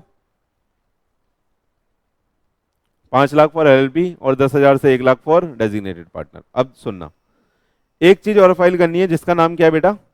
एनुअल रिटर्न, जिसमें सारा का सारा ब्यौरा दिया जाएगा कि पूरे साल में हमारी एलएलपी ने क्या क्या काम करा, कौन कौन से इसमें पार्टनर आए, कौन कौन से पार्टनर गए, किस किस ने कितना कंट्रीब्यूशन कर रखा है, कौन कौन कितना काम कर रहा है, क्या क्या हमारे पास पूरे साल में काम हुआ, कितना हमारा प्रॉफिट हुआ, कितना हमारा लॉस हुआ, क्या हमारे पास कैश फ्लो हुए, क्या हमारे पास अदर एक्टिविटी हुई, वो सारी चीज़ें हमें फाइल करनी होती है. ठीक है, तो देख लो इसकी रिक्वायरमेंट क्या है, हम यहाँ से ही पढ़ लेते हैं अमेंडमेंट से प्लीज. एनुअल रिटर्न के बारे में पढ़ा रहा हूँ. कह रहा है every limited liability partnership shall file an annual return duly authenticated with the registrar within 60 days. कितने दिनों में? 60 डेज के अंदर अंदर of closure of the financial year. कब आएगा बताओ? मार्च का महीना है, मान लो 31 मार्च 2023 को मेरे क्लोजर हुए फाइनेंशियल स्टेटमेंट, तो तब से कितने दिनों में फाइल करनी है? 60 दिन। बताओ कौन कौन से होंगे? अप्रैल कितने दिनों का होता है? 30। और बोलो, हाँ 30 मई को फाइल करना होगा। समझ में आया? तो ये 60 दिनों के भीतर भीतर हमें फाइल कर देना है। क्या फाइल करना है? Annual return. क्या फाइल करना है? Annual return. आ जाओ, कह रहा है every limited liability partnership shall file an annual return duly authenticated with the registrar within 60 days of the closure of the financial year in such form and the manner as accompanied by the fees as may be prescribe. छोटी सी fees लगती है 200-300 रुपए की, एक form है इसका, वो फॉर्म फाइल करना होता है। ठीक है, आ रहा है? आ गया ये। कह रहा है if a limited liability partnership fails to file the annual return under subsection 1 before the expiry of the period specified therein, such limited liability partnership and its designated partner shall be liable to a penalty for ₹100 for the each day during which the failure continue and maximum up to 1 lakh. Same है, जो ऊपर थी same है। File करने में फिर से अगर कोई झोल करा, सुन लो प्लीज, क्या लिखा है? Fails to file. तो अगर फाइल करने में आपने फिर से झोल कराया तो सेम पेनल्टी है मेरे दोस्त। कितनी कितनी? ₹100 per day, maximum up to 1 lakh for LLP and designated partner के लिए 50,000। आ रहा है? चलें आगे, आइए। कितने दिनों में फाइल करनी होती है एनुअल रिटर्न? 60 दिनों में। डेट क्या आएगी निकल के? 30 मई। तो मैंने दो डेट्स बताई आपको, एक कौन सी? 30 सितंबर, वो किस लिए थी? Statement of account of solvency. ठीक है, और दूसरी डेट एनुअल रिटर्न क्या निकल के आई? 30 मई। समझ में आया? समझ में आया? तो डे देख लेना कितने कितने दिन में फाइल करनी होती है, वो 6 महीने में, ये 60 दिन। चले आइए, ये भी नया सेक्शन है, पढ़ लो, कितना बड़ा है देख लो। आ जाओ, मैं बता देता हूं इसे, सुनना सुनना, सुनो सुनो सुनो सुनो। जैसे हमने वहां SFI तो पढ़ाया ही नहीं आपको, आप छोटे बच्चे हो अभी, सॉरी। जैसे हमने ट्रिब्यूनल का नाम सुना ना, ट्रिब्यूनल का नाम, ट्रिब्यूनल क्या करेगी बताओ? मैंने ट्रिब्यूनल बताया था आपको क्या करती है। मेरे को बताओ, अगर फैमिली डिस्प्यूट होता है तो कहां जाते हैं? फैमिली में डिस्प्यूट चल रहा है, कहां जाते हैं? कौन से कोर्ट में जाते हैं? फैमिली कोर्ट होते हैं बेटा, वहां जाते हैं। तुक्का मार दिया लेकिन ठीक है, सुनो, फैमिली कोर्ट होते हैं, वहां जाते हैं। अगर कंपनी में कोई डिस्प्यूट चलता है तो कंपनी कहां जाती है? ट्रिब्यूनल के पास जाती है। तो ना सुनना, स्पेशल स्पेशल अलग अलग तरह के क्राइम के लिए, अलग अलग तरह के डिस्प्यूट के लिए अलग अलग कोर्ट बनाए हुए हैं। तो LLP के लिए भी एक कोर्ट बना दिया जिसको हम क्या बोलेंगे? Special court. क्या बोलेंगे? Special court. सुनना, LLP के रिगार्डिंग जितने भी मुद्दे होंगे वो पहले यहाँ पे जाएंगे। अगर यहाँ से आप सेटिस्फाई नहीं हो तब आप आगे जा सकते हो। समझ में आ रहा है? समझ में आ रहा है? आगे आइए। तो ये स्पेशल कोर्ट के बारे में बताओ, लिखा हुआ है कि जो स्पेशल कोर्ट है वो यहाँ LLP के एक्ट के अंदर जितने भी LLP के रिलेटेड डिस्प्यूट होंगे उनको देखेगा और स्पीडी ट्रायल करेगा, ताकि कल को कोई दिक्कत ना है, क्योंकि डिस्प्यूट ज़्यादा होने के चांसेस हैं, क्योंकि पार्टनरशिप है। समझ में आया? इसलिए एक अलग से स्पेशल कोर्ट इस्टेब्लिश कर दिया जिसमें आप जाके कोई भी डिस्प्यूट को ले आके रख सकते हो और वो आपका जल्दी से डिसीजन सुना देंगे। रीड कर दूं फटाफट? समझ में आ गया? गेम समझ में आ गई आपको क्या होने वाली है यहाँ पे? आ जाओ। कह रहा है द सेंट्रल गवर्नमेंट में for the purpose of providing the speedy trial, for the purpose of किस लिए? Speedy trial. स्पीडी ट्रायल समझते हो? जल्दी से डिसीजन मिलेगा। स्पीडी ट्रायल का मतलब है जल्दी से डिसीजन मिलेगा। ट्रायल का मतलब वो होता है जब केस चल रहा होता है, उसको ट्रायल बोलते हैं। समझ में आ रहा है आपको? जैसे आज के दिन आपकी सुनवाई है, आपको बुलाया गया है वहां पे, तो ट्रायल चल रहा है। जब तक चलेगा ट्रायल, जब तक आपको कन्विक्शन ना मिल जाए या रिहाई ना मिल जाए। तो कह रहा है स्पीडी ट्रायल के लिए सेंट्रल गवर्नमेंट ने क्या करा है? Providing the speedy trial of the offence under this act by notification establish और designate as many special court as may be necessary for such area and the area as may be specified in the notification। सुनना, कई बार क्या होता है ना, किसी particular area में बहुत सारे क्राइम मिलने लगते हैं। आपने वो देखी है जमतारा सीरीज थी, एक जमतारा देखिए? देखिए, एक पूरा का पूरा बिहार का गांव था, झारखंड या बिहार का एक गांव था जो साइबर क्राइम करता था। मान लो वो पकड़ा गया, मान लो उसका केस चल रहा है, पकड़ा गया, कितने सारे लोग होंगे जो एक्यूज होंगे? एक्यूज समझते हो? जो शक के दायरे में होंगे, कितने सारे होंगे बताओ? पूरा का पूरा गांव। पूरे के पूरे गांव को क्या एक जज देख लेगा, सुन लेगा? तो उसके लिए ऐसे सरकमस्टांसेस के लिए बोला गया कि एक पार्टिकुलर एरिया में अगर सेंट्रल गवर्नमेंट चाहे तो बहुत सारे स्पेशल कोर्ट बना सकती है, बोल सकती है कि यहां स्कूलों में बेंच लग जाएगी। समझ में आ रहा है आपको? ऐसा तरीका बनाया कि स्कूलों में बेंच लग जाएगी, कहीं पे भी 3 जज की बेंच लगा देंगे, वो डिसीजन सुनाएगी। तो स्पेशल कोर्ट वो कहीं भी बना सकती है, पावर रखी है गवर्नमेंट ने अपने पास कि कल को ऐसा कुछ सिनारियो हो जाए। समझ में आ रहा है? तो उस केस को कैसे हम निपटेंगे। चलें आगे, आइए देखो। अब कह रहा है the special court shell consist of, कौन कौन होगा स्पेशल कोर्ट में, जल्दी जल्दी पढ़ लो। कह रहा है सिंगल जज holding the office as the session जज एंड द एडिशनल सेशन जज in the case of the offence punishable under this act with the imprisonment of the 3 year और मोर। कह रहा है सुनना, जो 3 साल या ज्यादा बड़े क्राइम होंगे, यानी मजेदार वाले क्राइम, उनके लिए एक सेशन जज को बिठाएंगे या एडिशनल सेशन जज को बिठाएंगे। ये एक डेजिग्नेशन है मेरे दोस्त। क्या है ये? एक डेजिग्नेशन है। सीनियर जज को क्या बोलते हैं? एक तरह से सेशन जज या एडिशनल सेशन जज। एडिशनल वाला उससे छोटा होगा। आगे आइए, फिर कह रहा है ए मेट्रोपोलिटन मजिस्ट्रेट और a judicial magistrate of the first class in the case of other offences who shall be appointed by the central government with the concurrence of the chief justice of, बोलो, high court. सुनना, एक metropolitan magistrate को बैठाएंगे। ये बेटा छोटा magistrate होता है थोड़ा, मतलब जज से नीचे होता है, मजिस्ट्रेट होता है ये, समझ रहे हो? जज से थोड़ा नीचे होता है। तो बाकी अदर ऑफेंस के लिए मजिस्ट्रेट साहब को बोल दिया कि आप डिसीजन सुना देना। सही है? आगे आइए। अब आगे कहानी लिखी हुई है, provided that until the special court are designated established under the subsection 1 the court designated as the special court in the term of this of the company shall be deemed to be the special court for the purpose of the trial of the offense under this act। कह रहा है सुनना, जब तक LLP वाले special court नहीं बनेंगे तब तक कंपनी एक्ट में जो स्पेशल कोर्ट बने हुए हैं ना, वहां पे ले आ सकते हो मैटर। आगे आइए, कह रहा है provided further that not with standing anything contain in the code of criminal procedure 1973 any offense committed under this act which is triable by a special court shall until a special court is established under this act of the company act be the tried and the by a court of session or the court of metropolitan magistrate and the legislative magistrate। ठीक, सुन लो मेरी बात, कुछ भी नहीं लिखा है यहाँ पे। ये लिखा है कि जब तक कि स्पेशल कोर्ट नहीं बन जाएगा, अगर कंपनी एक्ट में भी कोई स्पेशल कोर्ट नहीं है, तो जो उस एरिया का सेशन जज जहां पे बैठते हैं वहां पे कोर्ट लग जाएगी, या फिर जहां पे उस एरिया के मजिस्ट्रेट साहब बैठते होंगे, केसेस देखते होंगे, वहां पे आपको बुला लिया जाएगा। समझ में आया? आगे आइए, इतना इंपॉर्टेंट नहीं है। आगे आइए, कितना सारा पढ़वाओगे मुझसे। कह रहा है procedure and power of special court. कह रहा है जो स्पेशल कोर्ट लगेगा उसमें क्या प्रोसीजर चलेंगे और क्या उनकी पावर होगी। वो आपको बुला सकते हैं, सम्मन भेज सकते हैं, वो सारा जो कोर्ट कर सकता है वो सारी पावर इनको मिलेगी।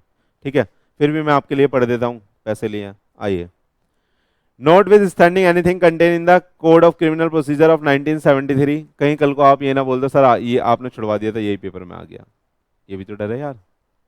आ जाओ। All the offenses specified, फिर आप बोलोगे सर क्वांटम मेरिट के हिसाब से ये वाले पैसे वापस करो, ये आपने पढ़ाया नहीं था। All the offenses specified under subsections 1 of section 67A, मतलब स्पेशल कोर्ट की बात कर रहा है, shall be, प्लीज इधर,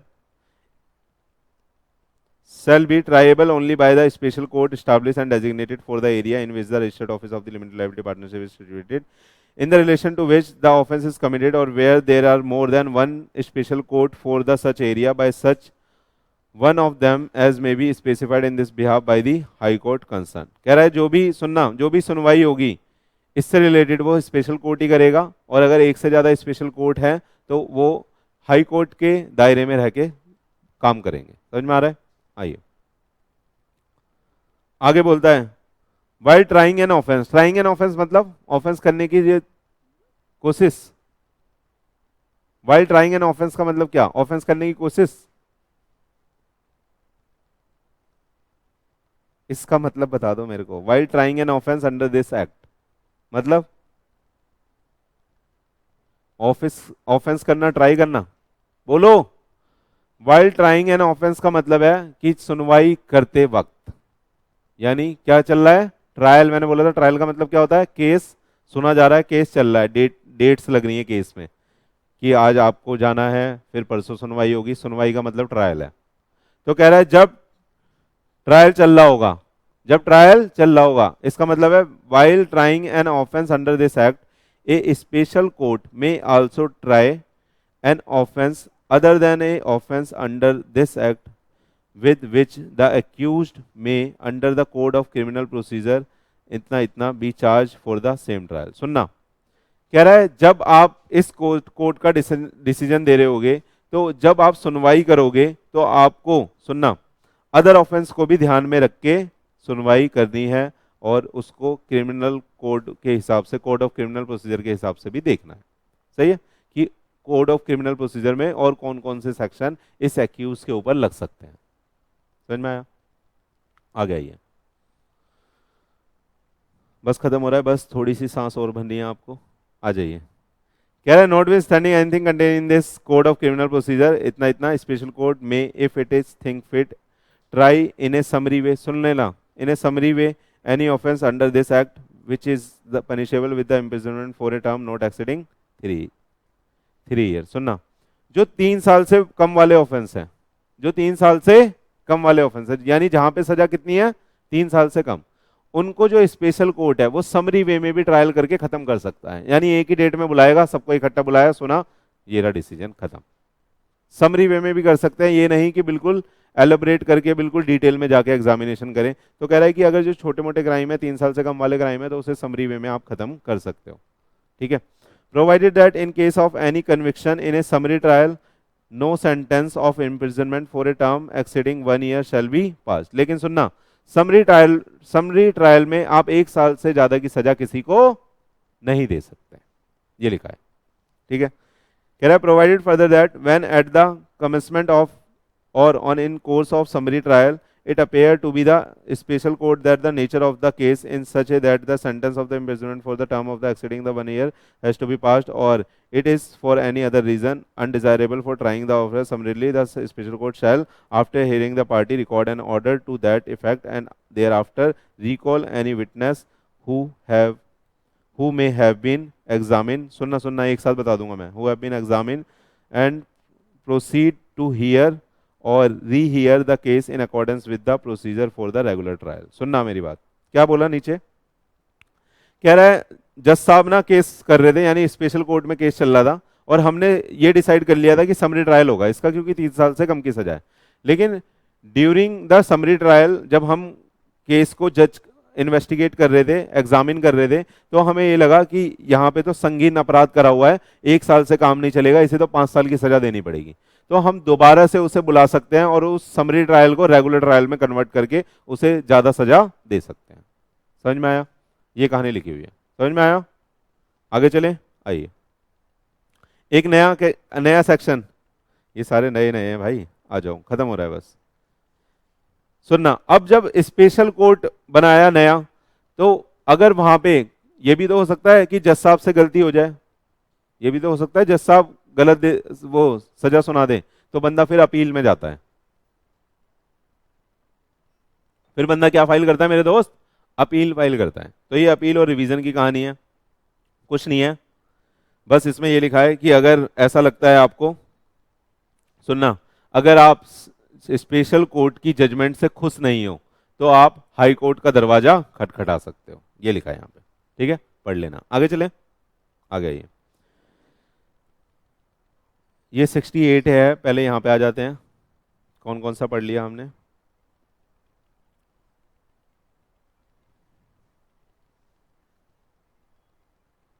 मेरे दोस्त,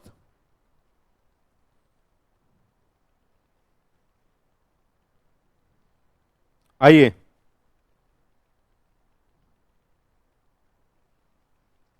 सिक्सटी एट है, ए है नीचे, इलेक्ट्रॉनिक फाइलिंग, चलो इसे बाद में पढ़ लेंगे फिर ना, सबसे लास्ट में। 69 है, ये दोनों एडिशनल फीस के हैं। आ जाओ मेरे दोस्त, आओ जल्दी जल्दी खत्म कर देते हैं। कहां थे?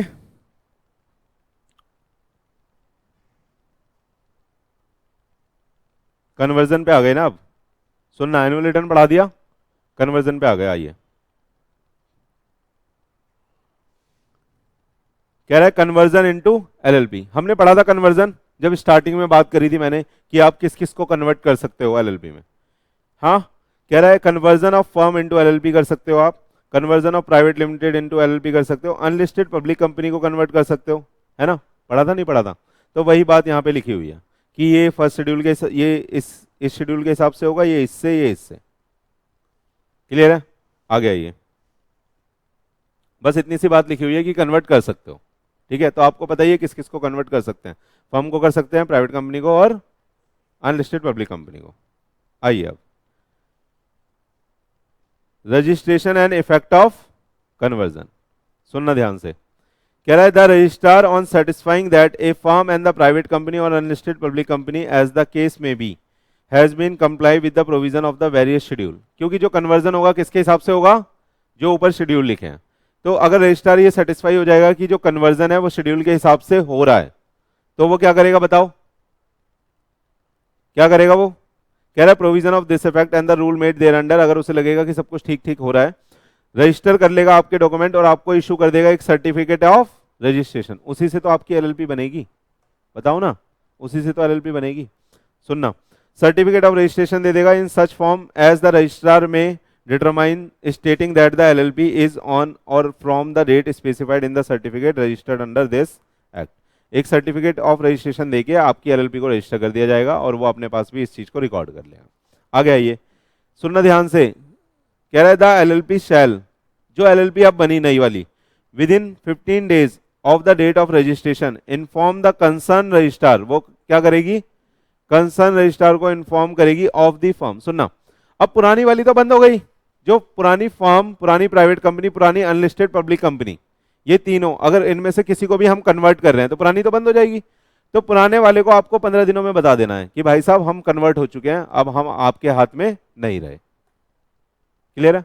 देखो, कह रहा है the LLP shall within 15 days from the date of registration inform the concern registrar of the firm or registrar of the company as the case may be with which it was registered, it was मतलब पहले registered थी, under the provision of the Indian Partnership Act or company act, now company act, ये as the case may be about the conversion of the particular of the LLP in such form and the manner as may be prescribe. सुना, समझ में आया?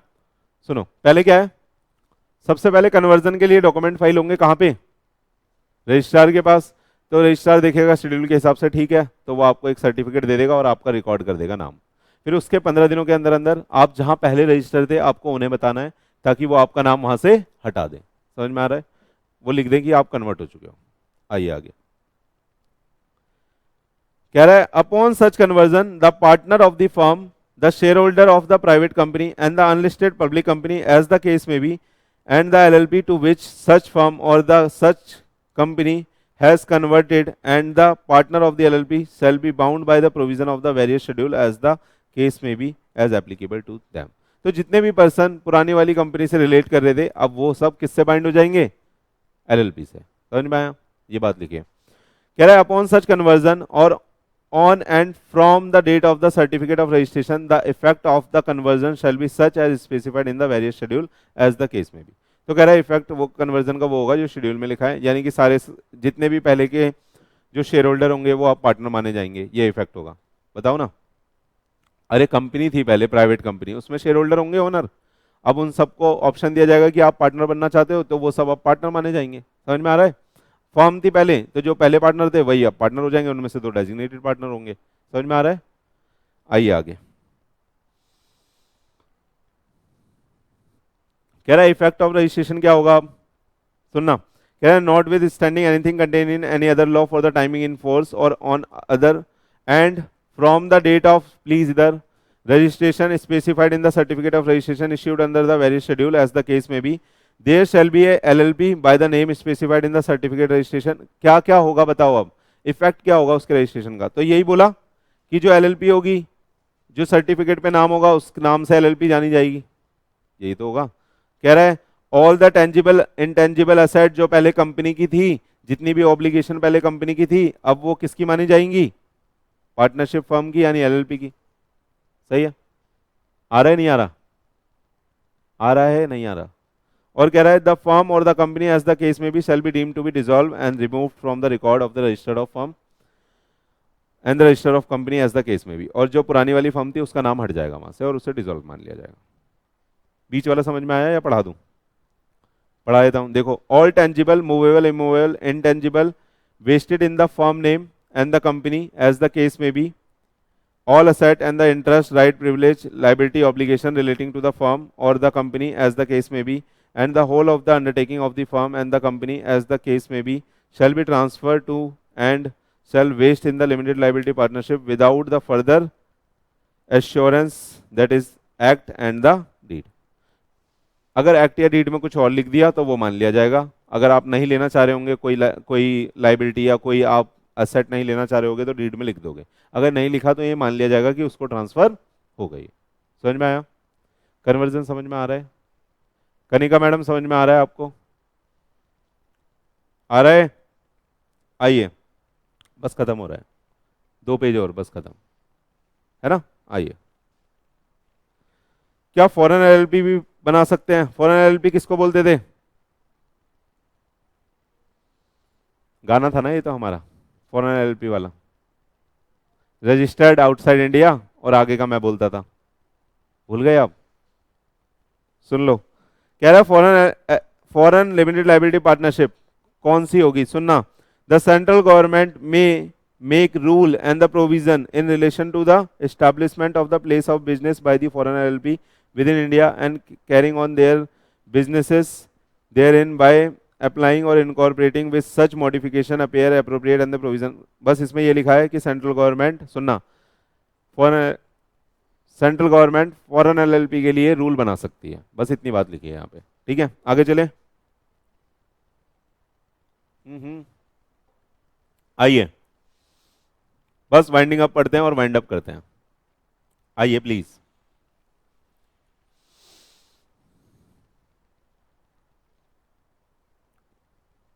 अब हम पढ़ने वाले हैं वाइंडिंग अप एंड डिसोल्यूशन। सुनिएगा, वाइंडिंग अप और डिसोल्यूशन का मतलब आपको पता है, मैं बताने वाला नहीं हूं अब, है ना। बस हम यहाँ का प्रोसेस देख लेते हैं, आपने पहले भी पढ़ा हुआ है, देख लो। कह रहा है the winding up of the limited liability partnership में बी ईदर वॉलंटरली, पढ़ा था ये आपने, बिल्कुल ऐसा ही था यार वहां पे। आप वॉलंटरली भी बंद कर सकते हो और ट्रिब्यूनल की हेल्प, मतलब बाय द ट्रिब्यूनल बंद की जा सकती है। सो वाइंड अप में बी डिसॉल्व, सही है।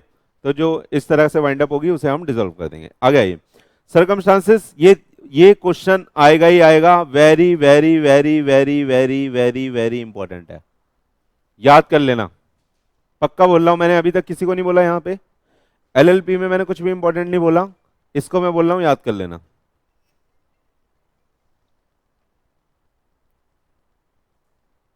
आइए,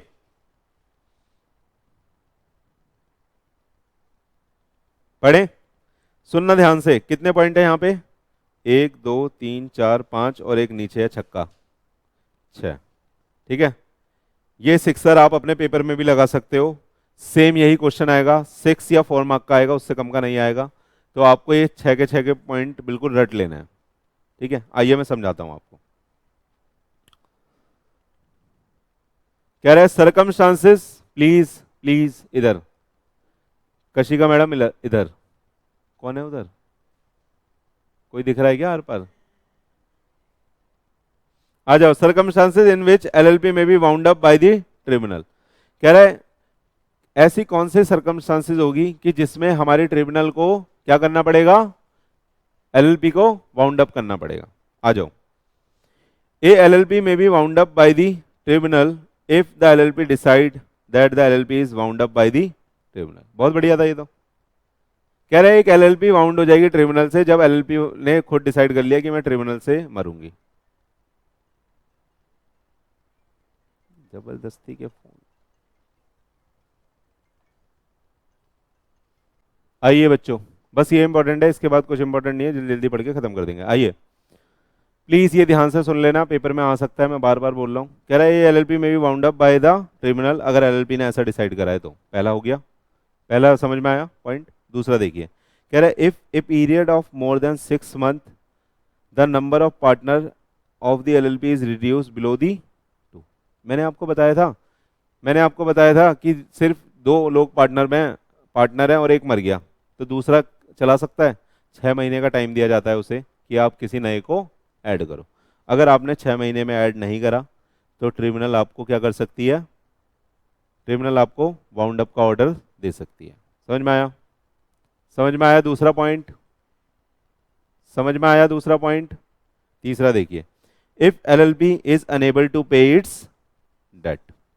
चौथा देखिए, if the LLP has acted against the interest of sovereignty, integrity of India and the security of state and the public order. समझ में आया? यानी कुछ कुछ आप AK-47 में डील कर रहे हो, है ना? समझ में आ रहा है? आप पाकिस्तान से कुछ लोगों को लाने का काम करते हो तारों के नीचे से। आइए, if the LLP has made a default in filing the registered the statement, ध्यान से, statement of account and solvency or the annual return for any 5 consecutive year. अगर सुनना, कंटिन्यू 5 सालों तक आपने क्या क्या फाइल नहीं करा? Statement of account of solvency and annual return, तो भी आपकी एलएलपी को बंद करा जा सकता है। ट्रिब्यूनल से ऑर्डर आ जाएगा, बंद करना पड़ेगा। समझ में आया? आगे आइए last, if the tribunal is of the opinion, if the tribunal is of the opinion that it is just and equitable that the LLP be wound up। Last क्या बोला? अगर, सुनना, अगर ट्रिब्यूनल को ऐसा लगता है, ट्रिब्यूनल की ऐसी ओपिनियन है कि हम क्या कर सकते हैं इस ग्राउंड पे, ऐसा कोई ग्राउंड है जो कि इक्विटेबल ग्राउंड है ऊपर के 5 से, और ट्रिब्यूनल को ऐसा लगता है कि इस एलएलपी को बंद कर देना चाहिए, तो ट्रिब्यूनल ऑर्डर पास करके आपकी एलएलपी को बंद करा देगा। तो आपको कीवर्ड क्या लिखना है बताओ? Just an equitable ground. सुन लो, दोबारा बता रहा हूं, कंसेक्यूटिव 5 ईयर तक अगर ये नहीं करा दो, statement of account of solvency और एनुअल रिटर्न, सॉवरेनिटी और इंटीग्रिटी और सिक्योरिटी स्टेट की, उसके अपोजिट में कुछ काम कर रहे हो, अनेबल टू पे हो अपने डेट को, तब आपकी दिक्कत हो जाएगी। मोर देन 6 मंथ, अगर आपने कोई दूसरा पार्टनर नहीं लेके आए, सिर्फ 2 थे, एक चला गया, और एलएलपी ने ऐसा डिसाइड करा है, तो बिल्कुल सिंपल क्वेश्चन है, आएगा ही आएगा, आपको याद करना है। समझ में आया? आगे आइए,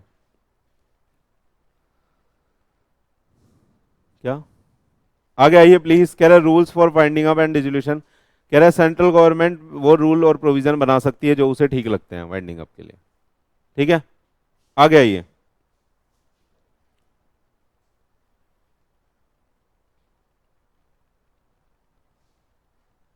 अब मिसलिनियस पार्ट बचा है, बहुत ही इजी है वो, मैं डिफरेंस नहीं पढ़ाऊंगा, डिफरेंस आपको खुद पढ़ने हैं मेरे दोस्त। एलएलपी में और कंपनी में क्या डिफरेंस है, सुन लो।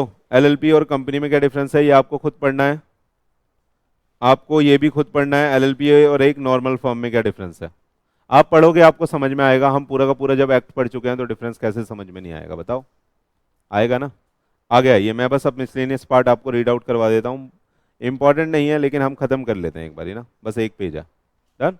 आइए, कह रहा है business transaction of the partner with the LLP. कह रहा है ये partner may lend money to and transact other business with the LLP and has the same right and obligation with respect to the loan, please इधर, loan and the other transaction as a person who is not a partner. सुनना please बच्चों, please, कह रहा है हमने, सुनना please, हमने एक एलएलपी बनाई थी जो काम करती थी कि जैकेट बेचेंगे, तो क्या हम अपनी एलएलपी से जैकेट नहीं खरीद सकते? खरीद सकते हैं।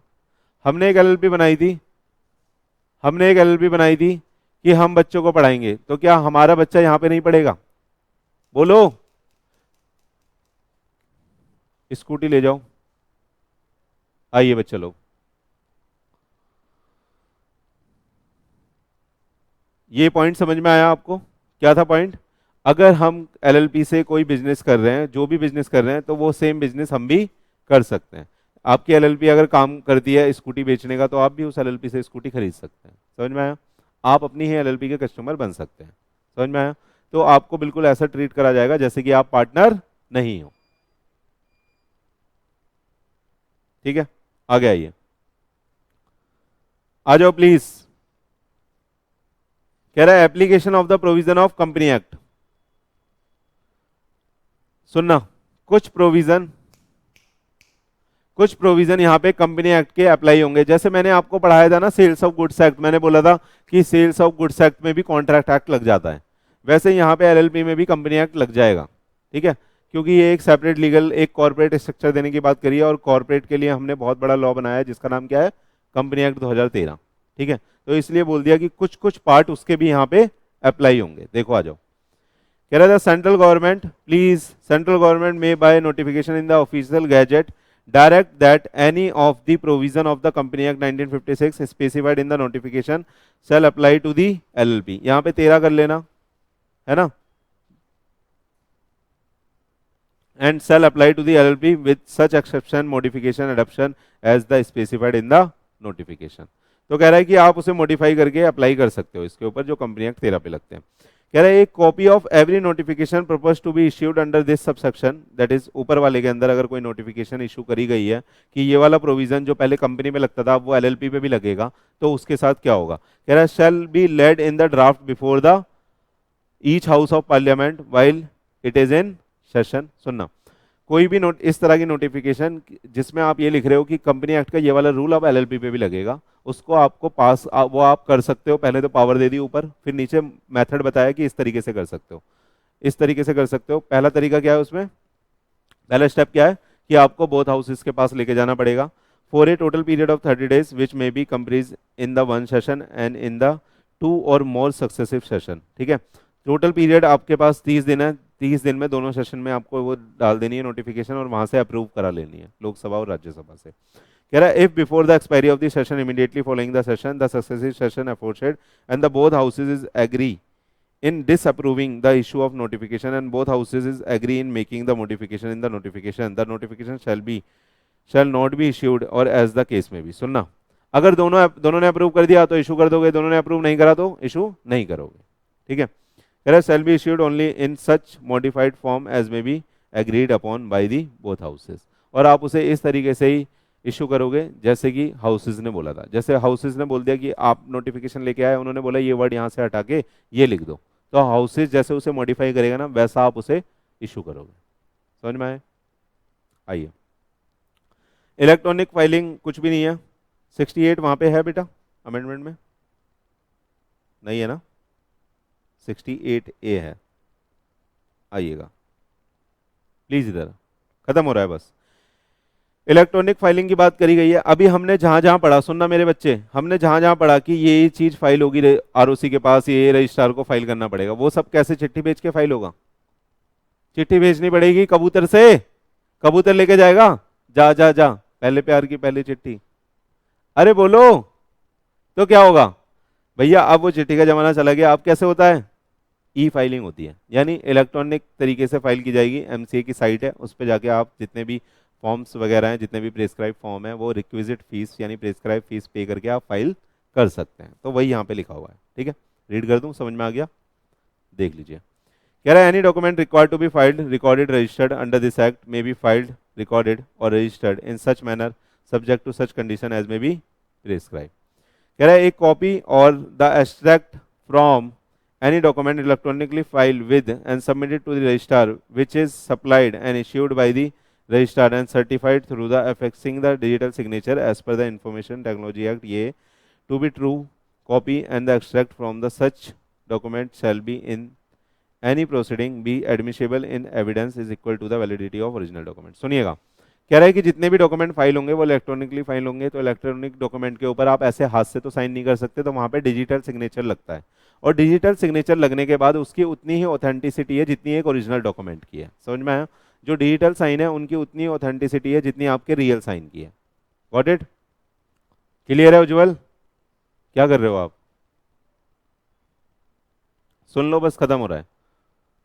तो जितनी उसकी वैलिडिटी है उतनी ही डिजिटल साइन की जितनी वैलिडिटी है उतनी ओरिजिनल साइन की वैलिडिटी है as per the IT act 2000, as per the IT act 2000। तो उसको एज ए एविडेंस यूज करा जा सकता है, जो भी फॉर्म जो भी पेपर आपने फाइल करे हैं डिजिटली साइन करके। क्लियर है? आगे आइए, कह रहा है any information supply by the registrar that is certified by the registrar through the affixing. सुनना, जो भी इंफॉर्मेशन आपने सप्लाई करी है और वहां पे रजिस्ट्रार अगर किसी चीज को अप्रूव कर रहा है तो रजिस्ट्रार भी अपने डिजिटल सिग्नेचर लगाएगा, ठीक है, और उसे माना जाएगा to be a true abstract from any document file with and submitted to the registrar shall in any proceeding and be admissible in the evidence be and be presumed unless evidence to be contrary is adduced to the true and abstract of the such document। सुनना, तो अगर उस पे registrar साहब के sign है तो उसे बिल्कुल ट्रू डॉक्यूमेंट माना जाएगा और वो उसकी भी वैलिडिटी उतनी है जितनी एक ओरिजिनल डॉक्यूमेंट की होती है। तो हमने कुछ फाइल करना है तो उस पर भी डिजिटल सिग्नेचर लगने हैं और उधर से भी कुछ फाइल होना है तो उस पर भी डिजिटल सिग्नेचर लगने हैं, उधर से कुछ अप्रूव होना है तो या कुछ रिजेक्ट भी होना है तो। समझ में आ रहा है? आ गया, ये इतना ही है। अब पेमेंट ऑफ एडिशनल फीस मेरे ख्याल से हमें यहां से पढ़ना है और डिफरेंसेस आप घर से पढ़ोगे, ठीक है। आइए, पेमेंट ऑफ एडिशनल फीस का मतलब क्या है? अरे कई बार हमारे इंस्टीट्यूट का भी तो होता है कि एक डेट आती है एग्जाम फॉर्म की, उसके बाद एडिशनल फीस लेते हैं वो और फिर बिल्कुल बंद हो जाते हैं। तो ऐसे ही एमसीए का गेम है, एक डेट आती है तब तक वो 100 रुपये पर डे की पेनल्टी लगाते हैं, फिर उस डेट के बाद वो 200 कर देते हैं, 300 कर देते हैं, 400 कर देते हैं, 500 कर देते हैं, मतलब कि पेनल्टी बढ़ा देते हैं। बस यही है एडिशनल फीस, देख लीजिए। कह रहा है एनी डॉक्यूमेंट और the return required to be registered and filed under this act with registrar if is not registered or filed in the time provided therein, time दिया हुआ है हर जगह, may be registered or filed after that time, उसे बाद में भी आप रजिस्टर या फाइल कर सकते हैं, on the payment of the such additional fees as may be prescribe in addition to any fees as payable from the filing of the such document और रिटर्न। कह रहा है ये एडिशन में होगी, समझ में आया? तो लेट की वजह से आपके ऊपर एडिशनल फीस लग सकती है। प्रोवाइडेड दैट सच डॉक्यूमेंट और the return shall be filed after the due date of the filing without prejudice to any other action or the liability under this act, provided further that a different fees or the additional fees may be prescribed for the different classes of the limited liability partnership or for the different document or the return required to be filed under this act or the rule made thereunder। आपको इससे कुछ भी नहीं सीखना, बस यही सीखना है कि कोई अगर डॉक्यूमेंट इस जितनी ड्यू डेट हमें यहाँ पे दी गई है एलएलपी एक्ट में दी गई है, क्या उसके बाद भी फाइल कर सकते हैं? हाँ कर सकते हैं, एडिशनल फीस देके। समझ में आया? बस इतना सीखना। Got it? आ रहा है? आ गया? बोलो बोलो। आइए अब इधर ऊपर का ये रह गया,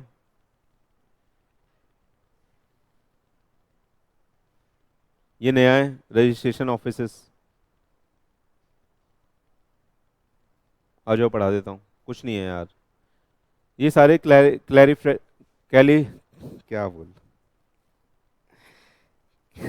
क्लैरिफिकेशन टाइप के प्रोविजंस हैं जो बस चीजें क्लैरिफाई करते हैं, कुछ आपके ऊपर लाइबिलिटी नहीं लगा रहे, ऑब्लिगेशन नहीं लगा रहे, कुछ बता नहीं रहे, मतलब समझ में आ रहा है? जैसे स्पेशल कोर्ट वाला प्रोविजन था, क्या है वो बस आपको नॉलेज दे रहा है थोड़ी सी, बस बोल रहा है स्पेशल कोर्ट भी बैठ सकता है, नहीं बैठेगा तो क्या होगा? नॉर्मल कोर्ट में जाएंगे, कुछ इफेक्ट थोड़ी ना है उसका उतना। आ जाओ, कह रहा है for the purpose of exercising such power and discharging such function as conferred on the central government by or under this act or under the rule made thereunder for the purpose of the registration of the limited liability partnership under this act, central government shall by notification establish the such number of registration offices as such place at the deem fit specifying their jurisdiction। सुनना, registration offices का मतलब क्या है? ये registrar के office की बात हो रही है। एक रजिस्टर ऑफिस अपना था जो एलएलपी का रजिस्टर ऑफिस होता था, यहाँ पे बोल रहा है कि सेंट्रल गवर्नमेंट चाहे तो रजिस्टर ऑफिस बना सकती है जो एडिक्शन के हिसाब से वहां पे वो रजिस्ट्रार लोगों को बिठाएगी और वो लोग आपकी एलएलपी का रजिस्ट्रेशन करेंगे। समझ में आया? तो कह रहा है वो एरिया के हिसाब से बिठा सकते हैं, सेंट्रल गवर्नमेंट ने बस अपने हाथ में पावर रखी है। समझ में आया? आ गया ये। कह रहा है the central government may appoint such registrar, अगर ऑफिस बना रही है तो अपॉइंट करेगी रजिस्ट्रार।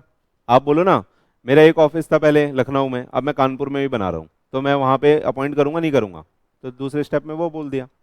कह रहे थे central government may appoint such registrar, additional registrar, joint registrar, deputy registrar, assistant registrar as it consider necessary for the registration of the limited liability partnership and discharging the various function of the act. यानी लोग रखे जाएंगे वहां पे काम करने के लिए। समझ में आया?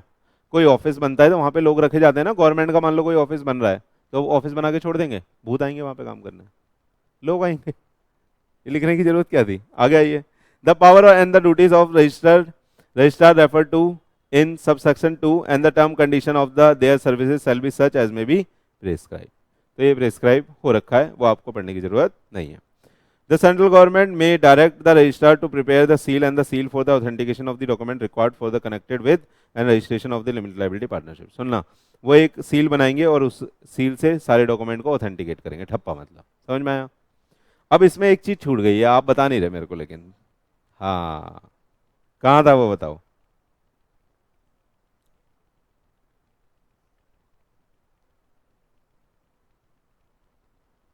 ये नहीं पढ़ाया 17? चेंज ऑफ नेम पढ़ा दिया था यार, बस वो छूट रहा है स्मॉल एलएलपी। कहाँ पे यार? ये रहा, छोटा सा है। स्मॉल कंपनी की डेफिनेशन याद है आपको? स्मॉल कंपनी 285 कौन सी होती है, क्या लिमिट है?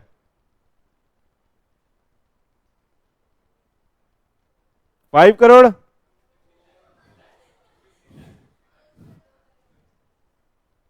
हाँ, 2 करोड़? एमसीबी उठा के मार, सेल से मार दूं? दो किसने बोला फिर? पुराना वाला पूछ रहा हूं मैं। पुराना वाला पेपर दोगे आप? बताओ, कितने से ज्यादा नहीं होना चाहिए? क्या? और पेड अप कैपिटल है ना? सुनना, ये अमेंडमेंट आप कह रहे थे आपकी बुक में नहीं लिखा ना, ये गलत गलत लिखा है ना आपकी बुक में। देखो ये अमेंडमेंट में है, देखो कंपनी का दिखा रहा हूं मैं आपको, ये रहा देखो।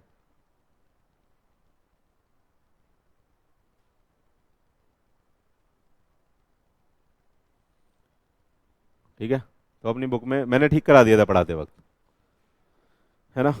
आइए अब स्मॉल एलएलपी पढ़ लीजिए, ये भी वेरी वेरी वेरी इंपॉर्टेंट है। ठीक है, कुछ मतलब वो वैसे क्वेश्चन नहीं पूछेंगे एलएलपी में बहुत ज़्यादा डीप में जाके, क्योंकि बहुत सारा और 5 मार्क का है बस, तो इसलिए याद कर लेना प्लीज, ये भी याद कर लेना। आइए,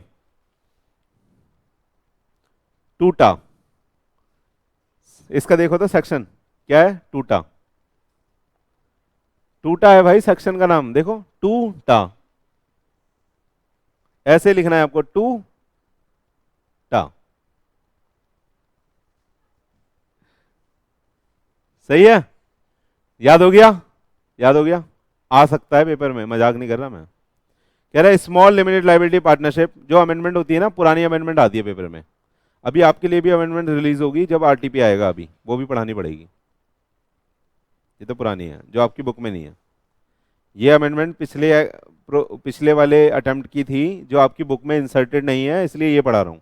अभी आपके वाले अटेम्प्ट के लिए अमेंडमेंट आएगी आरटीपी जब लॉन्च होगा, समझ में आ रहा है? तब पढ़ाऊंगा। ये कब हुआ? ये तो पुराना है ना, ये देखो कब का है यार। आरटीपी आएगा, आने वाला है, आ चुका होगा, अभी नहीं आया होगा, थोड़े दिन पहले आता है पेपर से, 21-22 दिन पहले आ जाएगा पेपर से। जो जो चेंजेस होंगे सिर्फ वो पढ़ेंगे, सारे नहीं। देखो ये कब का है, देखो देख लो, ऐसे दिखते हैं। आपका कब का एग्जाम है? मजा आया? तो ये तो आपकी बुक में नहीं थे, इसलिए मैंने यहां से पढ़ाए। अभी दिसंबर वाले में पढ़ाऊंगा जब वो आ जाएंगे, कम आएंगे, इतने नहीं आएंगे, लेकिन आ जाओ। स्मॉल पढ़ लो, कह रहा है स्मॉल लिमिटेड लाइबिलिटी पार्टनरशिप, बेटा बिल्कुल फ्रेश नया नया इंसर्टेड प्रोविजन है।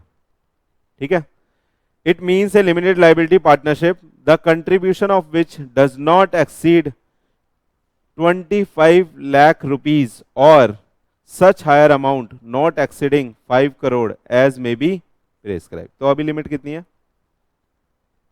25 लाख से डज नॉट एक्सीड, यानी 25 लाख सुनना तक अगर आपका कैपिटल कंट्रीब्यूशन है तो आप कैसी एलएलपी हो? स्मॉल। समझ में आया? एंड